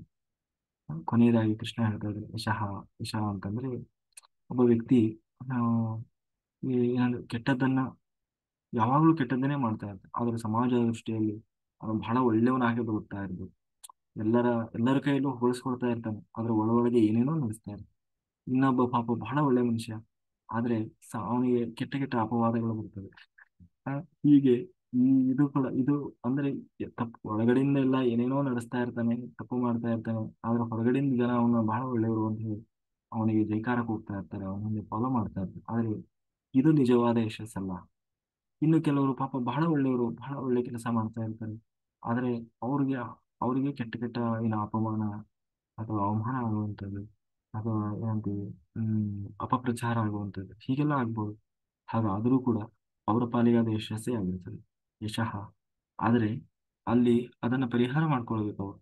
ಅದಕ್ಕೆ ಪ್ರಯತ್ನ ಮಾಡಬೇಕು. ಅದಕ್ಕೆ ಶಮಂತಕ ಮಣಿಯ ಏನು ಕಥೆಯನ್ನು ಹೇಳ್ತಾರೆ. ಏನಂದ್ರೆ ಕೃಷ್ಣನಿಗೂ ಕೂಡ ಅಪವಾದ ಬರ್ತದೆ, ಶಮಂತಕ ಮಣಿಯನ್ನು ಕದ್ದ ಅಂತ ಹೇಳಿ. ಆಗ ಕೃಷ್ಣ ಅದನ್ನು ನಿವಾರಣೆಯನ್ನು ಮಾಡ್ಕೊಳ್ತಾನೆ. ಹಾಗೆಯೇ ನಾವು ಈ ಎಲ್ಲ ಭಾವನೆಗಳು ಜೀವಜಾತಕ್ಕೆ ಬರುವುದು ನನ್ನಿಂದಲೇ ಅಂತ ಹೇಳಿ ಕೃಷ್ಣ ಯಾವ ಕಾಲದಲ್ಲಿ ಯಾವ ಭಾವ ಬರಬೇಕು ಎನ್ನುವುದು ಅದು ನನ್ನ ನಿರ್ಧಾರವಾಗಿರ್ತದಪ್ಪ. ಹಾಗಾಗಿ ಇದು ಎಲ್ಲ ನನ್ನಿಂದಲೇ, ನಿನ್ನಿಂದ ಅಂತ ತಿಳ್ಕೊಳ್ಬೇಡ, ಇದೆಲ್ಲದರ ಮೂಲ ನಾನಿದ್ದೇನೆ ಅಂತ ಹೇಳಿ ಮುಂದೆ ಆ ದೇವರು ಆ ಈ ಸೃಷ್ಟಿಯಲ್ಲಿ ಇರುವಂತ ಇನ್ನೂ ಭಿನ್ನತೆಯನ್ನ ಹೇಳ್ತಾ ಹೋಗ್ತಾನೆ. ಅದನ್ನು ನಾವು ನಾಳೆ ಆ ತರಗತಿಯಲ್ಲಿ ನೋಡೋಣಂತೆ. ಕಾಯೇನ ವಾಚ ಮನಸೇಂದ್ರಿಯರು ಬುದ್ಧಾತ್ಮನಾಮ ಪ್ರಕೃತಿ ಸವ ಕರೋಮಿ ಎಂದೇ ಸಕಲಂ ಪರಸ್ಮೈ ನಾರಾಯಣ ಇತಿ ಸಮರ್ಪಯ. ನನ್ನೊಳಗೆ ಹರಿವಾಯು ಗುರುಗಳು ನಿಂತು ಈಡೇರಿಸಿದರು ಅಷ್ಟು ಹೇಳುವ ಒಂದು ಸಣ್ಣ ಪ್ರಾಮಾಣಿಕ ಪ್ರಯತ್ನ ಮಾಡಿದ್ದೇನೆ. ಏನೇ ಲೋಪದೋಷ ಇದ್ದರೂ ಅದು ನನ್ನ ತಪ್ಪಿನಿಂದ ಅಂದ ಸುಜ್ಞಾನವೆಲ್ಲವೂ ಭಗವಂತನದ್ದು ಅಂತ ಹೇಳಿದ. ಸರ್ವ ಶ್ರೀಕೃಷ್ಣಾರ್ಪಣಮಸ್ತು. ಜೂಮ್ನಲ್ಲಿ, ಯೂಟ್ಯೂಬ್ನಲ್ಲಿ ಇಷ್ಟೊತ್ತವರೆಗೂ ಶ್ರದ್ಧೆಯಿಂದ ಭಕ್ತಿಯಿಂದ ಕೇಳಿದ ಎಲ್ಲ ಧ್ಯಾನಯೋಗಿ ಬಂಧುಗಳಿಗೆ ಅನಂತ ಕೋಟಿ ಧನ್ಯವಾದಗಳು. Thank you, thank you, thank you, thank you. Sangamesh ji. ಹಾ, ಎಲ್ಲ ಧ್ಯಾನ ಬಂಧುಗಳಿಗೂ ನನ್ನ ನಮಸ್ಕಾರ. ಇವತ್ತು 12ನೇ ಶತಮಾನದಲ್ಲಿ ಶೂನ್ಯ ಪೀಠದ ಅಧ್ಯಕ್ಷರು ಆಗಿರ್ತಕ್ಕಂಥ ಅಲ್ಲಮ ಪ್ರಭುದೇವರ ಒಂದು ಅದ್ಭುತವಾದ ವಚನ ಹೇಳಿಕ್ಕೆ ಇಷ್ಟಪಡ್ತೀನಿ, ಎಲ್ಲರೂ ಕೇಳೋದಂತಾಗಿ. ಶಿಲೆಯೊಳಗಣ ಪಾವಕನಂತೆ, ಉದಕದೊಳಗಣ ಪ್ರತಿಬಿಂಬವಂತೆ, ಬೀಜದೊಳಗಣ ವೃಕ್ಷದಂತೆ, ಶಬ್ದದೊಳಗಣ ನಿಶಬ್ದದಂತೆ, ಗುಹೇಶ್ವರ ನಿಮ್ಮ ಶರಣರ ಸಂಬಂಧ. ಇದರ ಭಾವಾರ್ಥ ಹೇಳ್ತೀನಿ. ನಮ್ಮ 12ನೇ ಶತಮಾನದಲ್ಲಿ ವಚನಕಾರರು ಆ ಸಹಜವಾದ ಸರಳವಾದ ಈ ಸೃಷ್ಟಿಯಲ್ಲಿ ತೋರಿ ಬರುವ ಕೆಲವು ಉಪಮೇಯಗಳು, ಚಟುವಟಿಕೆಗಳನ್ನು ತೆಗೆದುಕೊಂಡು ನಮ್ಗೆ ಅರ್ಥ ಮಾಡಿಸಿದ್ದಾರೆ. ಈಗ ಒಂದೊಂದು ಸಾಲುಗಳು ನಿಮ್ಗೆ ವಿವರವಾಗಿ ಹೇಳ್ತೀನಿ. ಶಿಲೆಯೊಳಗಣ ಪಾವಕನಂತೆ ಅಂದ್ರೆ ಇದು ಭಾವದಲ್ಲಿ, ಈ ಭಾವದಲ್ಲಿ ನೋಡಿದರೆ ಶಿಲೆಯೊಳಗೆ ಅಗ್ನಿ ಇದೆ, ಅದು ನಮ್ಗೆ ಕಾಣಿಸುತ್ತಾ? ಕಾಣಿಸಲ್ಲ. ಒಂದಕ್ಕೊಂದು ಕಲ್ಲು ತಗೊಂಡು ಜಜ್ಜಿದ್ರೆ, ಕೊಟ್ಟಿದ್ರೆ ಬೆಂಕಿ ಕಾಣಿಸುತ್ತೆ. ಅದರೊಳಗೆ ಬೆಂಕಿ ಇದೆ ಅಂದ್ರೆ ಅದೃಶ್ಯವಾಗಿದೆ. ಎರಡನೇ ಸಾಲು ಉದಕದೊಳಗಣ ಪ್ರತಿಬಿಂಬದಂತೆ, ಅಂದ್ರೆ ಉದಕದೊಳಗಣ ಪ್ರತಿಬಿಂಬದಂತೆ ಅಂದ್ರೆ ಜಲದಲ್ಲಿ, ನೀರಲ್ಲಿ ನೋಡಿದ್ರೆ ನಮ್ಮ ಪ್ರತಿಬಿಂಬ ಕಾಣಿಸುತ್ತೆ. ನೋಡಿದ್ರೆ ಮಾತ್ರ ಕಾಣಿಸುತ್ತೆ, ಇಲ್ಲಾಂದ್ರೆ ಕಾಣಿಸೋದಿಲ್ಲ. ಹಾಗೆಯೇ ಅದು ನಿಮ್ ಕೈ ಸಿಗುತ್ತಾ? ಸಿಗಲ್ಲ. ಅದು ಅಲಿಪ್ತವಾಗಿದೆ. ಅಲ್ಲಿ ಏನಾದ್ರು ಕೊಳೆ ಇರ್ಲಿ, ಕೆಸರು ಇರ್ಲಿ, ಅದಕ್ಕೆ ಹಚ್ತೇನ್ರಿ ಅಂಟ್ಕೊಳ್ತದ? ಇಲ್ಲ, ಅಂಟ್ಕೊಳಲ್ಲ. ಅದು ಕಾರಣನೂ ಆಗೋದಿಲ್ಲ. ಮತ್ತೆ ಮೂರನೇ ಸಾಲು ಬೀಜದೊಳಗಣ ವೃಕ್ಷದಂತೆ, ಅಂದ್ರೆ ಒಂದು ಚಿಕ್ಕ ಬೀಜದೊಳಗೆ ಒಂದು ದೊಡ್ಡ ವೃಕ್ಷನೇ ಅಡಗಿದೆ. ಅಂದ್ರೆ ಬೀಜದೊಳಗಣ ವೃಕ್ಷದಂತೆ, ವೃಕ್ಷದೊಳಗಣ ಬೀಜದಂತೆ, ಅಂದ್ರೆ ವೃಕ್ಷದಲ್ಲೂ ಬೀಜನೂ ಅಡಗಿದೆ, ಬೀಜದಲ್ಲೂ ವೃಕ್ಷನೂ ಅಡಗಿದೆ. ಆದ್ರೆ ನೋಡ್ಬೇಕು ನಾವು ಅಷ್ಟೇ. ಇನ್ನೊಂದು 4ನೇ ಸಾಲು ಬಂದು ಶಬ್ದದೊಳಗಣ ನಿಶಬ್ದದಂತೆ, ಅಂದ್ರೆ ಶಬ್ದದೊಳಗಣ ನಿಶಬ್ದದಂತೆ ಅಂದ್ರೆ ಶಬ್ದ. ಈಗ ನಾವು ಏನಾದ್ರು ಸತ್ಸಂಗ ಮಾಡ್ತೀವಿ, ಮಾತಾಡ್ತೀವಿ, ಹಾಡು ಹಾಡ್ತೀವಿ. ಆ ಈ ಸತ್ಸಂಗ ಮಾಡ್ಬೇಕಾದ್ರೆ ಅದ್ರ ಹಿಂದೆ ನಿಶಬ್ದ ಇದೆ. ಈಗ ನಾವು ಅರುಣ್ ಕುಮಾರ್ ಭಾಗವತ ಹೇಳ್ತಾ ಇದ್ದಾರೆ, ಅದರಿಂದ ನಿಶಬ್ದ ಇದೆ. ಅಂದ್ರೆ ಅದಕ್ಕೆ ಎಷ್ಟು ರಿಹರ್ಸಲ್ ಮಾಡಿರ್ಬೇಕು, ಎಷ್ಟು ಏನೋ ಮಾಡ್ಬೇಕು, ಅದರಿಂದ ನಿಶಬ್ದ ಎಷ್ಟಿದೆ. ಅದು ನಿಶಬ್ದನೇ ಈಗ ಶಬ್ದವಾಗಿ ನಮ್ಗೆ ಕೇಳಿಸುತ್ತೆ. ಅದೇ ರೀತಿ ಆ ನಮ್ಮಲ್ಲಿ, ನಿಮ್ಮಲ್ಲಿ, ಎಲ್ಲರಲ್ಲೂ ಪರಮಾತ್ಮ ಇದ್ದಾನೆ. ಅಲಿಪ್ತವಾಗಿದ್ದಾನೆ, ಅಭೇದ್ಯವಾಗಿದ್ದಾನೆ. ಕಾಣಿಸಲ್ಲ ಯಾರ ಕಣ್ಣಿಗೂ. ಅದ್ರ ಕಾಣಿಸ್ಬೇಕಾದ್ರೆ ನಾವು ವ್ಯಕ್ತವಾಗ್ಬೇಕಾದ್ರೆ ನಾವೇನ್ ಮಾಡ್ಬೇಕು? ಶುದ್ಧ ಅಂತರಂಗ ಶುದ್ಧ, ಮನಸ್ಸು ಶುದ್ಧ, ಕಾಯ ಶುದ್ಧ, ಕಾಯಕ ಶುದ್ಧ, ನುಡಿಯೊಳಗಾಣ ನಡೆದರೆ ಅವಾಗ ನಮ್ಮ ನಮ್ಮ ದೇಹದಲ್ಲಿ, ನಮ್ಮಲ್ಲಿ, ನಿಮ್ಮ ಎಲ್ಲರಲ್ಲೂ ದೇವರು ವ್ಯಕ್ತವಾಗ್ತಾನೆ ಅಂತ. ಶ್ರೀ ವಿಷ್ಣು ರೂಪಾಯ ನಮಃ ಶಿವಾಯ. ನಮಸ್ಕಾರ. ಓಕೆ. ಥ್ಯಾಂಕ್ ಯು ಸರ್, ಚೆನ್ನಾಗಿತ್ತು. ಹ್ಮ್. ಸುಭಾಷಿತ ಬಹಳ ಚೆನ್ನಾಗಿರ್ತದೆ ಸರ್, ಒಂದೊಂದೇ ಎರಡೆರಡು ಪದ ಹೇಳಿದೆವು. ಹೌದು. ತುಂಬಾ ಬೆಸ್ಟ್ ಇದೆ ಸರ್ ಈ ತರ ಹೌದು. ಇದು ಹಲಬರ್ದು ದೇವರ ವಚನಗಳು ಹ್ಮ್. ಬಹಳಷ್ಟಿದೆ ಸರ್. ಹೇಳಿ ಹೇಳಿ ಎಲ್ಲ, ದಿನನಿತ್ಯ ಹೇಳಿ ಮುಗಿಸ್ರಿ ಎಲ್ಲ. ಜೆಂಟಿ ಒಂದೊಂದು ಹೇಳೋಣ ಸರ್ ಹಂಗೆ. ಓಕೆ ಮಾಸ್ಟರ್ಸ್, ಯಾರಾದರೂ ಏನಾರ ಹ್ಯಾಂಡ್ ರೈಸ್ ಮಾಡಿ ಮಾತಾಡೋದಿದ್ರೆ ಮಾತಾಡಿ. ಓಕೆ.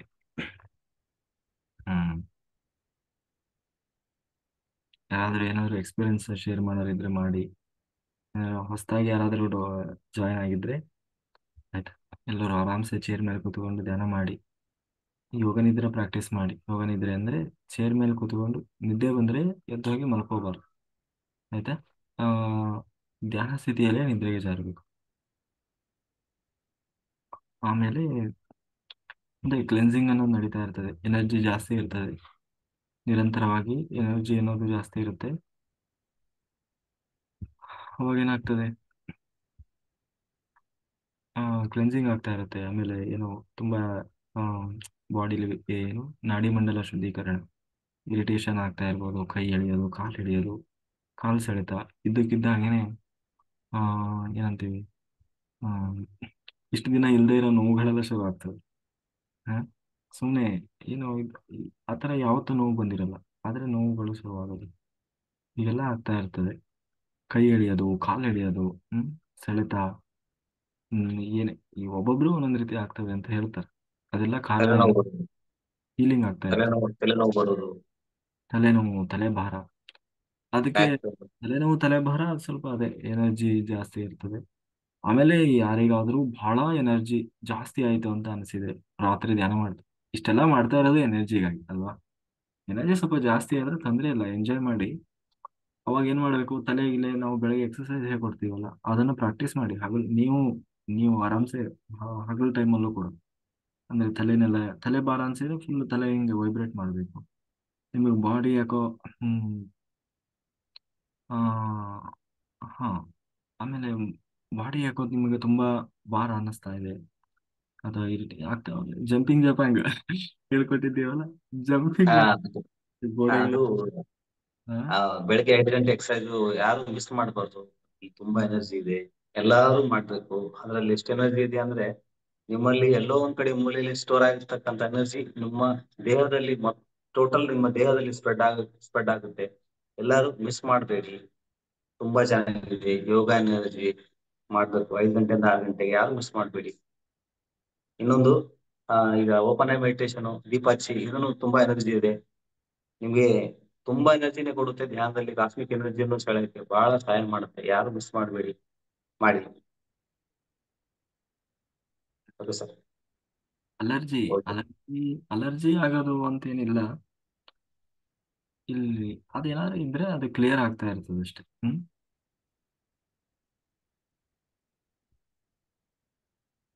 ನನಗೂ ಆಗ್ತಿದೆ, ಹೌದು ಆಗ್ತದೆ. ಆ- ಆ- ನಿಮ್ಮಲ್ಲಿ ಏನೇ ಬದಲಾವಣೆ ಆಗ್ತಾ ಇದೆ ಅಂತಂದ್ರು ಅದು ಕ್ಲೀನ್ ಆಗ್ತಾ ಇದೆ ಅಂತ ಅರ್ಥ. ತುಂಬಾ ಆಲೋಚನೆ ಬರ್ತಾ ಇದೆ, ಆಲೋಚನೆಗಳು ಕ್ಲೀನ್ ಆಗ್ತಾ ಇದಾವೆ ಅಂತ ಅರ್ಥ. ನನಗೆ ಸೊಂಟ ಬಹಳ ಹೊಡಿತಾ ಇದೆ, ಇಷ್ಟು ದಿವಸ ಸೊಂಟ ನೋವು ಇರಲಿಲ್ಲ, ಈಗ ಸೊಂಟ ಹೊಡಿತಾ ಇದೆ ಅಂದ್ರೆ ಮುಂದೆ ಬರುತ್ತದು ಅಂತ ಅರ್ಥ. ಅದು ಈಗ ಎಲ್ಲಾನು ಒಳ್ಳೇದು, ಹಾ, ಕ್ಲೀನಿಂಗ್. ಎಲ್ಲಾನು ಒಳ್ಳೇದಕ್ಕೆ ಅದು. ಕ್ಲೀನಿಂಗ್ ಆಗ್ತಾ ಇದೆ. ಆ ಆಮೇಲೆ ಕಾಲು ಎಳಿತಾ ಹಿಡಿದು ನರಗಳೆಲ್ಲ ಹಿಡಿದು ಜಗ್ಗಿದಂಗೆ ಆಗೋದು. ಆ ತಲೆ ಇದಕ್ಕಿದ್ದ ಹಾಗೇನೆ ಬರುತ್ತೆ ಕೆಲವರಿಗೆ. ಎಷ್ಟು ಅದು ಫುಲ್ಲು ಕ್ಲೀನಿಂಗ್ ಆಗ್ತದೆ. ಯಾವ ಲೆವೆಲಿಗೆ ಕ್ಲೀನಿಂಗ್ ಆಗ್ತದೆ ಕೆಲವರಿಗೆ ಅಂತಂದ್ರೆ, ಮಾಡ್ತಾ ಮಾಡ್ತಾ ಮಾಡ್ತಾ ಇದ್ದಕ್ಕಿದ್ದ ಹಾಗೇನೆ ವಾಂತಿ ಬಂದಂಗೆ ಆಗ್ಬೋದು. ಆಯ್ತಾ. ಎಮೋಷನಲ್ ಕೆಲವರಿಗೆ ಸುಮ್ಮನೆ ಏನೇನೋ ದುಃಖ ಬರ್ತದೆ. ದುಃಖ ಅಂದ್ರೆ ಸುಮ್ಮನೆ ಏನೇನೋ ಆಲೋಚನೆ ಬಂದು ದುಃಖ ಬಂದು ಅಳೋದು. ಯಾಕೆ ಅಂತಂದ್ರೆ ಅವರಲ್ಲಿ ಭಾವನೆಗಳು ಮಡುಗಟ್ಟಿರ್ತವೆ. ಅಂದ್ರೆ ಯಾವುದೋ ಒಂದು ದುಃಖ ಅವರಲ್ಲಿ ನಿರಂತರವಾಗಿ ಕಾಡ್ತಾ ಇರ್ತದೆ. ಆಯ್ತಾ. ಆ ದುಃಖ ಕಾಡ್ತಾ ಇರ್ತದೆ. ಉದಾಹರಣೆಗೆ ಯಾವುದೋ ಒಂದು ಘಟನೆ ನಡೆದಿರ್ಬೋದು, ಅವರ ಜೀವನದಲ್ಲಿ ಏನೇನೋ ಕಳ್ಕೊಂಡಿರ್ಬೋದು, ಅದನ್ನೇ ಯೋಚನೆ ಮಾಡ್ತಾ ಮಾಡ್ತಾ ಅದನ್ನ ನಮ್ಮ ಎರಡನೇ ಶರೀರ, ಭಾವನಾ ಶರೀರ ಅಂತ ಹೇಳ್ತೀವಿ. ಅಲ್ಲಿ ಅದೆಲ್ಲ ಸ್ಟೋರ್ ಆಗಿರ್ತದೆ. ಅದೆಲ್ಲ ಕ್ಲೀನ್ ಆಗ್ಬೇಕು. ಒಂದು ವೇಳೆ ನಮ್ಮ ಭಾವನಾ ಶರೀರದಲ್ಲಿ ಭಾವನೆಗಳು ಮಡುಗಟ್ಟಿದ್ರೆ ಸದ್ಗತಿ ಸಿಗೋಲ್ಲ. ನೀವು ಏನೇ ಸಾಧನೆ ಮಾಡಿ ಸದ್ಗತಿ ಸಿಗೋಲ್ಲ. ಅದನ್ನೇ ಹೇಳ್ತಾರೆ ಏನಂತ, ಪೇತ ಜನ್ಮದಲ್ಲಿ ತಿರುಗ್ತಾ ಇರ್ತದೆ. ಅತೃಪ್ತ ಆತ್ಮ ಅಂತೀವಲ್ಲ ಹಾಗೆ. ಅತೃಪ್ತ ಆತ್ಮ ಅಲ್ಲ, ಅದು ಅತೃಪ್ತ. ಅದು ನಮ್ಮ ಎಥರಿಕ್ ಬಾಡಿ ಇಲ್ಲೇ ಸುತ್ತುತ್ತಾ ಇರ್ತದೆ. ಅದಕ್ಕೆ ಎಮೋಷ್ನಲಿ ನಾವು ಯಾವತ್ತೂ ಬಹಳ ಹರ್ಟ್ ಆಗ್ಬಾರ್ದು. ತುಂಬಾ ದುಃಖ ಆದ್ರೆ ಸುಮ್ನೆ ಹತ್ತು ಬಿಡ್ಬೇಕು, ಹತ್ತು ಅದನ್ನೇ ಕ್ಲೀನ್ ಮಾಡ್ಕೊಂಡ್ಬಿಡ್ಬೇಕು. ಹಂಗಂತ 3 ಹೊತ್ತು ಅಳ್ತಾ ಇರೋದಿಲ್ಲ, ಅದು ನಮ್ಮ ಎನರ್ಜಿ ಲಾಸ್ ಆಗ್ತದೆ. ಆಯ್ತಾ. ಆದ್ರೆ ನೀವು ದುಃಖನ ತಡೆದ್ರೆ ಅಂದ್ರೆ ಏನಾಗ್ತದೆ ಗೊತ್ತು? ಅದೇ ಮಡೋಗಟ್ಟೋದು ಅಂತೀವಿ ನಾವು. ಅಂದ್ರೆ ಭಾವನೆಗಳು ಎಲ್ಲೋ ಒಂದು ಒಳಗಡೆ ದುಃಖ ಅನ್ನೋದು ಹಂಗೆ ಅದು ಉಳಿದು ಬಿಡ್ತದೆ. ಯಾವತ್ತೋ ಒಂದು ದಿನ ಒಳಗೇ ಕೊರಿತಾ ಇರ್ತದೆ. ಹಾಗಾಗ್ಬೋದು. ಅದೇನಾಗ್ತದೆ, ಈಗ ಕ್ಲೆನ್ಸಿಂಗ್ ಮಾಡುವಾಗ ಆ ದುಃಖ ಎಕ್ಸ್ಪ್ಲೋರ್ ಆಗ್ತದೆ, ಜಾಸ್ತಿ ಆಗುತ್ತೆ. ಅವಾಗ ತುಂಬಾ ಒಳಗೆ ದುಃಖ ಆಗ್ತಿದೆ ಯಾಕೋ ಅಂತ ಹತ್ತು ಬಿಡ್ಬೇಕಷ್ಟೇ. ಹತ್ತು ಅದನ್ನ ಕ್ಲೀನ್ ಮಾಡ್ಕೊಂಡು ಬಿಡುದು. ಆಯ್ತಾ. ಹೊರಾಕ್ಬಿಡ್ಬೇಕು. ಹಾ, ಹೊರಗೆ ಹಾಕ್ಬಿಡು, ಮತ್ತೆ ಅಳಬಾರ್ದು. 3 ಹೊತ್ತು ಬರೀ ಅದೇ ಕೆಲಸ. ಹ್ಮ್. ಒಂದು ಸರಿ ಆದ್ಮೇಲೆ ಮುಗೀತು, ಕ್ಲೀನ್. ಹಂಗೆ ಪ್ರತಿಯೊಂದ್ರ ಹಿಂದೂ ಕಾರಣ ಇರ್ತದೆ. ನಮಗೇನಾಗ್ತದೆ, ಏನೋ ಆದ ತಕ್ಷಣ ಅಯ್ಯೋ ನನಗೆ ಏನೇನೋ ಆಗ್ತಾ ಇದೆ, ನನಗೆ ಕೈ ಎಳಿತ, ಕಾಲು ಎಳಿತ, ಸೊಂಟ ಎಳಿತ. ಹ್ಮ್ ಏನಾದ್ರೂ ಎಳಿತ ಆಗಲಿ ಒಟ್ಟಿನಲ್ಲಿ ಆಗೋದಿಲ್ಲ. ಅದನ್ನೇ ನಾವು ಅದನ್ನೇ ಕಾಯಾನುಪಾಸನ ಅಂತ ಕರೆಯೋದು. ಕಾಯಾನುಪಾಸನ ಮೊದಲನೇ ಸ್ಥಿತಿ ಅದು. ಯಾರೇ ಧ್ಯಾನಿಗಳು ಆರಂಭಿಕ ಹಂತದಲ್ಲಿ ಬಂದರೂ, ಆಯ್ತಾ, ಮೊದಲು ನಡೆಯೋದು ಯಾವುದು? ಕಾಯಾನುಪಾಸನ. ಕಾಯಾನುಪಾಸನ ಆದ್ಮೇಲೆ ಆಸನ ಸಿದ್ಧಿ. ಒಂದೇ ಸರಿ ಆ ಆಸನ ಸಿದ್ಧಿಗೆ ಹೋಗಲ್ಲ ಯಾರು. ಬೇಕಾದಷ್ಟು ಅಂದ್ರೆ ನಾಡಿಮಂಡಲ ಶುದ್ಧೀಕರಣ ಅದಾಗುವಾಗ ಆ ಥರ ಎಲ್ಲ ಇರಿಟೇಷನ್ ಆಗುತ್ತೆ. ನಾವು ಸಹಕರಿಸಬೇಕು. ಒಂದು ಗಾಯ ಆಗಿರ್ತದಲ್ಲ, ನಮ್ಮ ಗಾಯ ಅದೇ ಅದು ಹಾಗೆ ಯಾಕಾಗ್ಬೇಕು? ಈಗ ಒಂದು ಗಾಯ ಹಾಕಿ ಆದಾಗ ನಾವೇನ್ ಮಾಡ್ತೀವಿ? ಅದಕ್ಕೆ ಟಿಂಚರ್ ಹಾಕಿ ಬ್ಯಾಂಡೇಜ್ ಹಾಕ್ತೀವಿ, ಅವಾಗ ಪೇನ್ ಆಗ್ತದೇ ಇಲ್ಲ. ಹಾ, ಗಾಯ ಮಾಯವರೆಗೂ ನಾವು ಅದನ್ನು ಬಿಚ್ಚಿ ತೆಗೆದು ಬಿಚ್ಚಿ ತೆಗೆದು ಕಟ್ಟುವಾಗ ಪೇನ್ ಆಗ್ತದೇ ಇಲ್ಲ. ಹಾಗೆ ಇದು ಇದು ಕಾಯ ನೋಪಾಸನ ಆಗುವಾಗ ಅದು ನಮಗೆ ಇರಿಟೇಷನ್ ಆಗ್ತಾನೆ ಇರ್ತದೆ, ಪೇನ್ ಆಗ್ತದೆ. ಕೆಲವರಿಗೆ ವಾಂತಿ ಡಿಸೆಂಟ್ರಿ ಎಲ್ಲ ಆಗಿ ಅನ್ಲಿಮಿಟೆಡ್ ಡಿಸೆಂಟ್ರಿ ದಿನ ಪೂರ್ತಿ ಹೋಗೋರಿದ್ದಾರೆ. ಆಯ್ತಾ. ಅದು ಏನು ತಿಂದಿರಲ್ಲ, ಬೆಳಗ್ಗೆ ಏನೋ ರಾತ್ರಿ ಏನೋ ತಿಂದಿರಲ್ಲ, ಏನು ತಿಂದಿರಲ್ಲ, ಸುಮ್ಮನೆ ಡಿಸೆಂಟ್ರಿ. ಅದು ಕ್ಲೀನಿಂಗ್ ಹೊಟ್ಟೆಯಲ್ಲಿ ಅದು ಏನೇನು ಗೆಡ್ಡೆ ಪಡ್ಡೆ ಏನೇನೋ ಇರ್ತಾವಲ್ಲ, ಎಲ್ಲ ಕ್ಲೀನಿಂಗ್ ಆಗುತ್ತೆ. ಆಮೇಲೆ ಒಂದು ತಿಳ್ಕೊಳ್ಳಿ, ಇಷ್ಟು ದಿವಸ ಇದ್ದಿದ್ದು ಮಾತ್ರ ಕ್ಲೀನ್ ಆಗ್ತಾ ಇದೆ ಅಂತ ಅಲ್ಲ. ಮುಂದೆ ಯಾವುದೋ ವಯಸ್ಸಿನಲ್ಲಿ, ಈಗ ಇವಾಗ 30-40 ವರ್ಷ ಇದ್ದೀರಿ, ಇನ್ನು 50 ವರ್ಷ 60 ವರ್ಷ ಆಯಾ ಸಮಯಕ್ಕೆ ಬರಬೇಕು ಅಂತ ಕಾದು ಕೂತಿರ್ತದಲ್ಲ, ಅದೆಲ್ಲ ಇವಾಗ ಕ್ಲೀನ್ ಆಗ್ತದೆ. ಮುಂದೆ ಎಲ್ಲ ಯಾವತ್ತೋ ಒಂದಿನ ನಿಮಗೆ ಕಾಲು ನೋವು ಬರ್ಬೇಕು, ಸೊಂಟ ನೋವು ಬರ್ಬೇಕು ಅಂತ ಇದ್ರೆ ಆದ್ರೆ ಈಗ ಕ್ಲೀನ್ ಆಗ್ತದೆ. ಆಮೇಲೆ ನಾವು ಧ್ಯಾನ ಮಾಡ್ತಾ ಇದ್ದೆ ಆದ್ರೂ ನನಗೆ ಹಿಂಗಾಗ್ಬಿಡ್ತು, ನನಗೆ ಕೈ ಒಳುಕ್ತು, ಕಾಲ ಒಳುಕ್ತು. ಅಲ್ಲ, ನಿಮಗೆ ಯಾರಿಗೆ ಗೊತ್ತು? ಅದು ದೊಡ್ಡ ಮಟ್ಟದಲ್ಲಿ ಏನಾದ್ರೂ ಆಗ್ಬೇಕು ಅಂತ ಕಾದಿದ್ದಿರ್ಬೋದು, ಅದು ಸಣ್ಣದಲ್ಲಿ ಹೋಗಿದೆ. ಆಯ್ತು. ಈಗ 100% ಆಗ್ಬೇಕಾಗಿರೋದು 5-10% ಆಗಿದೆ. ಯಾರಿಗೆ ನಿಮಗ್ ಪ್ರಾರಬ್ಧ ಏನಿತ್ತು ಅಂದ್ರೆ, ಏನೋ ಒಂದಾಗಿ ಕಾಲೇ ಹೋಗ್ಬೇಕು ಅಂತ ಇತ್ತು ಅಂತ ತಿಳ್ಕೊಳ್ಳಿ. ಕಾಲೇ ಹೋಗ್ಬೇಕು ಅಂತ ಇತ್ತು. ಹ್ಮ್ ಏನೋ ಒಂದ್ ದಿವಸ ಬರುವಾಗ ಸ್ವಲ್ಪ ಅಲ್ಲೆಲ್ಲೋ ಸ್ವಲ್ಪ ಸ್ಕಿಡ್ ಆಗಿ ಕಾಲು ಉಳ್ಕಿದಂಗೆ ಆಯ್ತು. 2-3 ದಿವಸ ಸ್ವಲ್ಪ ಕುಂಟ, ಅಥವಾ ಹಾಸ್ಪಿಟ್ಲಿಗೆ ಹೋಗ್ಲೇಬೇಕಾಗಿ ಬಂತು, ಅನಿವಾರ್ಯ. ತೊಂದ್ರೆ ಇಲ್ಲ. ಅಯ್ಯೋ ನಾನು ಧ್ಯಾನ ಮಾಡಿದ್ರೆ ಹಿಂಗಾಗ್ಬಿಡ್ತಲ್ಲ ಆ, ಅಂತ ಅನ್ಕೊಳ್ಳೋದಲ್ಲ. ಯಾರಿಗೆ ಗೊತ್ತು, ಕಾಲೇ ತೆಗಿಬೇಕಾಗಿತ್ತು, ದೇವ್ರು ಇಷ್ಟೆಲ್ಲ ಮುಗಿಸಿದಾನೆ. ಅಲ್ವಾ, ಕರ್ಮ ಕಡಿಮೆ ಆಗಿದೆ. ಹಾಗೆ ಅದನ್ನು ತಿಳ್ಕೊಳ್ಬೇಕು ಹೊರತು ಆ, ಆಮೇಲೆ ಧ್ಯಾನ ಮಾಡಿದ್ದು ಯಾವುದೂ ವ್ಯರ್ಥವಲ್ಲ. ಎರಡನೇದಾಗಿ, ರಿಸಲ್ಟ್ ಹೀಗೆ ಗೊತ್ತಾಗ್ಬೇಕಂತೇನಿಲ್ಲ. ಬಹಳ ಜನರ ಸಮಸ್ಯೆ ಅದು. ನನಗೆ ಇಷ್ಟೆಲ್ಲ ದಿನ ನಾನು ಧ್ಯಾನ ಮಾಡಿದ್ರೆ ನನಗೇನೂ ಆಗ್ತಿಲ್ಲ, ನನಗೇನು ಅನುಭವ ಆಗಲಿಲ್ಲ. ಅನುಭವ ಬಿಡಿ, ಏನು ನಮ್ಮ ನಿತ್ಯ ಬದುಕಿನಲ್ಲಿ ಏನೂ ಆಗಲಿಲ್ಲ. ಅವಾಗಲೇ ರಿಸಲ್ಟ್ ಸಿಗ್ಬೇಕಂತೇನಿಲ್ಲ. ಸಮಯ ಸಂದರ್ಭ ಬಂದಾಗ ತಾವು ಏನು ಸಿಗಬೇಕು ಅಂತಿದೆ ಅದು ಸಿಕ್ಕೇ ಸಿಗ್ತದೆ ಅಲ್ವಾ. ಫಸ್ಟ್ ಮಾಡೋದು ಕಲಿಬೇಕು. ಮಾಡೋದಕ್ಕಿಂತ ಮುಂಚೆನೆ ನಾವೇನ್ ಮಾಡ್ತೀವಿ, ರಿಸಲ್ಟ್ ಬಗ್ಗೆ ಯೋಚನೆ ಮಾಡಲಿಕ್ಕೆ ಶುರು ಮಾಡ್ತೀವಿ. ಅದು ಅದು ಮಾಡಬಾರ್ದು. ಫಸ್ಟ್ ಮಾಡಬೇಕು. ಆ ಜಗವೆಲ್ಲ ಮಲಗಿರಲು ಅವನೊಬ್ಬನಿದ್ದ, ಅವನೇ ಬುದ್ಧ. ಎಲ್ಲರೂ ಬುದ್ಧರಾಗಿ ನೋಡಿ. 30 ಜನ ಯೂಟ್ಯೂಬಲ್ಲಿ 30 ಜನ ಮಾಸ್ಟರ್ ಜಾನ್ ಆಗ್ಯಾರ. ಆಯ್ತಾ. ಆ, ಅದು ಶ್ರದ್ಧೆ ಅಂದ್ರೆ ಬೆಳಿಗ್ಗೆವರೆಗೂ ಇರ್ತಾರೆ ಎಲ್ಲರೂ. ತುಂಬಾ ಜನ ಮಾಸ್ಟರ್ಸ್ ಬೆಳಿಗ್ಗೆವರೆಗೂ ಮಾಡ್ತಾ ಇದ್ದಾರೆ. ಹ್ಮ್ ಮಾಡಿ, ತುಂಬಾ ಚೆನ್ನಾಗಿ, ಖಂಡಿತ ಒಳ್ಳೇದಿದೆ. ಆಯ್ತಾ. ಮಲಿಗೆ ಮಲಿಗೆ ಸಾಧಿಸಿದ್ದು ಸಾಕು. ಇನ್ನಾದರೂ ಇನ್ನಾದರೂ ಸಾಧಿಸೋಣ. ಸಾಕು. ಈ ಪುನರಪಿ ಜನನಂ ಪುನರಪಿ ಮರಣಂ ಇದು ತಪ್ಪಿದ್ದಲ್ಲ. ಇದು ಇನ್ನು ಎಷ್ಟು ಇಲ್ಲಿ ಈ ಜನ್ಮದಲ್ಲೇ ಸಾಕು ಸಾಕು ಅಂತಿದ್ದೀರಿ. ಇನ್ನೂ ಎಷ್ಟು ಜನ್ಮ ಎತ್ತಿ ಬರ್ಬೇಕಂದ್ರೆ ಅಲ್ವಾ. ಆ, ಹಾಗಾಗಿ ಆಮೇಲೆ ಮತ್ತೆ ಯಾವ ಜನ್ಮದಲ್ಲಿ ಬಂದ್ರು ಧ್ಯಾನ ಸಿಗ್ತದೆ ಇಲ್ಲ ಗ್ಯಾರಂಟಿ ಇಲ್ಲ. ಅಲ್ವಾ. ಯಾರಿಗ್ ಗೊತ್ತು ಎಷ್ಟು ಜನ ಧ್ಯಾನ ಮಾಡ್ತಾರಪ್ಪ ಬಂದವರೆಲ್ಲ. ಹ್ಮ್ ಧ್ಯಾನ ಮಾಡಿ ಕರ್ಮ ಕಳ್ಕೊಂಡವ್ರು ಎಷ್ಟು ಜನ ಇದ್ದಾರೆ. ಇವಾಗ ಏನೋ ಪತ್ರಿಜಿಯವರ ಒಂದು ಅನುಗ್ರಹದಿಂದ ಎಲ್ಲರಿಗೂ ಧ್ಯಾನ ಸಿಗ್ತಾ ಇದೆ. ಸಿಗಬೇಕು ಆದಷ್ಟು. ಯಾರಿಗೆಲ್ಲ ಅದರ ಹಸಿವಿದೆ ಅವರಿಗೆ ಸಿಗಬೇಕು. ಹಾಗೆ ನಮಗೆ ಸಿಕ್ಕಿದೆ, ಮತ್ತೆ ಮಿಸ್ ಮಾಡ್ಕೋಬಾರ್ದು. ಎಲ್ಲರೂ ಎನ್ಲೈಟೆಡ್ ಮಾಸ್ಟರ್ ಆಗ್ಬಿಡ್ಬೇಕು ಇದೇ ಜನ್ಮದಲ್ಲಿ. ಆಯ್ತಾ, ಎಲ್ಲರೂ ಎನ್ಲೈಟೆಡ್ ಮಾಸ್ಟರ್ ಆಗ್ಬೇಕು. ಅದರಲ್ಲೂ ನಮ್ಮ ಈ ರಾತ್ರಿ ಧ್ಯಾನದ ಉದ್ದೇಶವೇ ಅದು. ಬರೀ ಒಂದು ಮಂಡಲ ಮಾಡಿಸೋದು, ಎರಡು ಮಂಡಲ ಮಾಡಿಸೋದಲ್ಲ, ಎಲ್ಲರೂ ಎನ್ಲೈಟೆಡ್ ಮಾಸ್ಟರ್ ಆಗ್ಬೇಕು. ಬೇಗ ಬೇಗ ಕರ್ಮ ಕಳ್ಕೊಂಡು ಬೇಗ ಬೇಗ ಎಲ್ಲರೂ ಎನ್ಲೈಟೆಡ್ ಮಾಸ್ಟರ್ ಆಗ್ಬೇಕು ಅಂತ. ಆಮೇಲೆ ಅದೇ ಬರೀ ಎನ್ಲೈಟೆಡ್ ಮಾಸ್ಟರ್ ಅಂದ್ರೆ ಬರೀ ಧ್ಯಾನ ಮಾಡೋದ್ರಿಂದ ಎನ್ಲೈಟನ್ಮೆಂಟ್ ಅಲ್ಲ. ಸಜ್ಜನ ಸಾಂಗತ್ಯ ಮಾಡಬೇಕು, ಸ್ವಾಧ್ಯಾಯ ಮಾಡಬೇಕು, ಜ್ಞಾನ ಸಂಪಾದನೆ ಮಾಡಬೇಕು, ಧ್ಯಾನ ಪ್ರಚಾರ ಮಾಡಬೇಕು. ಎಲ್ಲೆಲ್ಲ ಯಾವಾಗೆಲ್ಲ ಸೇವೆ ಮಾಡಲಿಕ್ಕೆ ಅವಕಾಶ ಸಿಗ್ತದೆ ಅವಾಗೆಲ್ಲ ಸೇವೆ ಮಾಡಬೇಕು. ಅವಾಗ ಮಾತ್ರ ಆ, ಅದು ಎಂಟರ್ಟೈನ್ಮೆಂಟ್ ಅನ್ನೋದು ಸಾಧ್ಯ ಆಗ್ತದೆ. ಹ್ಮ್. ಓಕೆ. ಓಕೆ ಮಾಸ್ಟರ್ಸ್, ನಾವೀಗ ಸಂಕಲ್ಪ ಮಾಡೋಣ. ನಿನ್ನೆ ಇದನ್ನ ಹೇಳಿದ್ದೆ ಎಲ್ಲ ತಗೊಂಡಿದ್ದೀರಾ? ನಿಮ್ಮ ತಾಮ್ರದ ಲೋಟ ಹ್ಮ್ ಇಟ್ಕೊಂಡಿದ್ದೀರಿ? ನೀರ್ ಹಾಕೊಳ್ಳಿ ಎಲ್ಲ. ಹ್ಮ್. ಸಂಕಲ್ಪ ಮಾಡೋಣ ಫಸ್ಟ್ ಒಂದು, ಆಯ್ತಾ? ಎಲ್ಲರೂ ಅದರಲ್ಲಿ ಶುದ್ಧ ಕುಡಿಯುವ ನೀರನ್ನು ಇಟ್ಕೊಳ್ರಿ. ಕಮಂಡಲು ಎಲ್ಲ ಯೋಗಿಗಳೆಲ್ಲ ಋಷಿ ಮನೆಗಳ ಕಮಂಡಲ ಈಗ. Very good. ನೀನು ನಾನೇ ರೆಡಿ ಮಾಡ್ಕೊಂಡಿಲ್ಲ. Very good.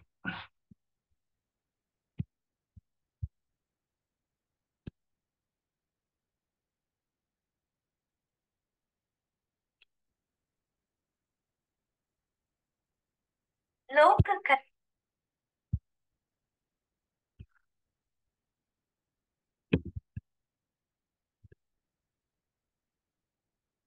ಹಂಗೆ ದೀಪನೂ ಹಚ್ಕೊಳ್ರಿ, ಆಯ್ತಾ? ದೀಪ ಮತ್ತೆ ಅದೇ ಒಂದು ತಾಮ್ರದ ಗಿಂಡಿನೋ ಅಥವಾ ಕಲಶನೋ, ಏನಂತೀರಿ, ಲೋಟ ಅಂತಿರೋ, ಅದರಲ್ಲಿ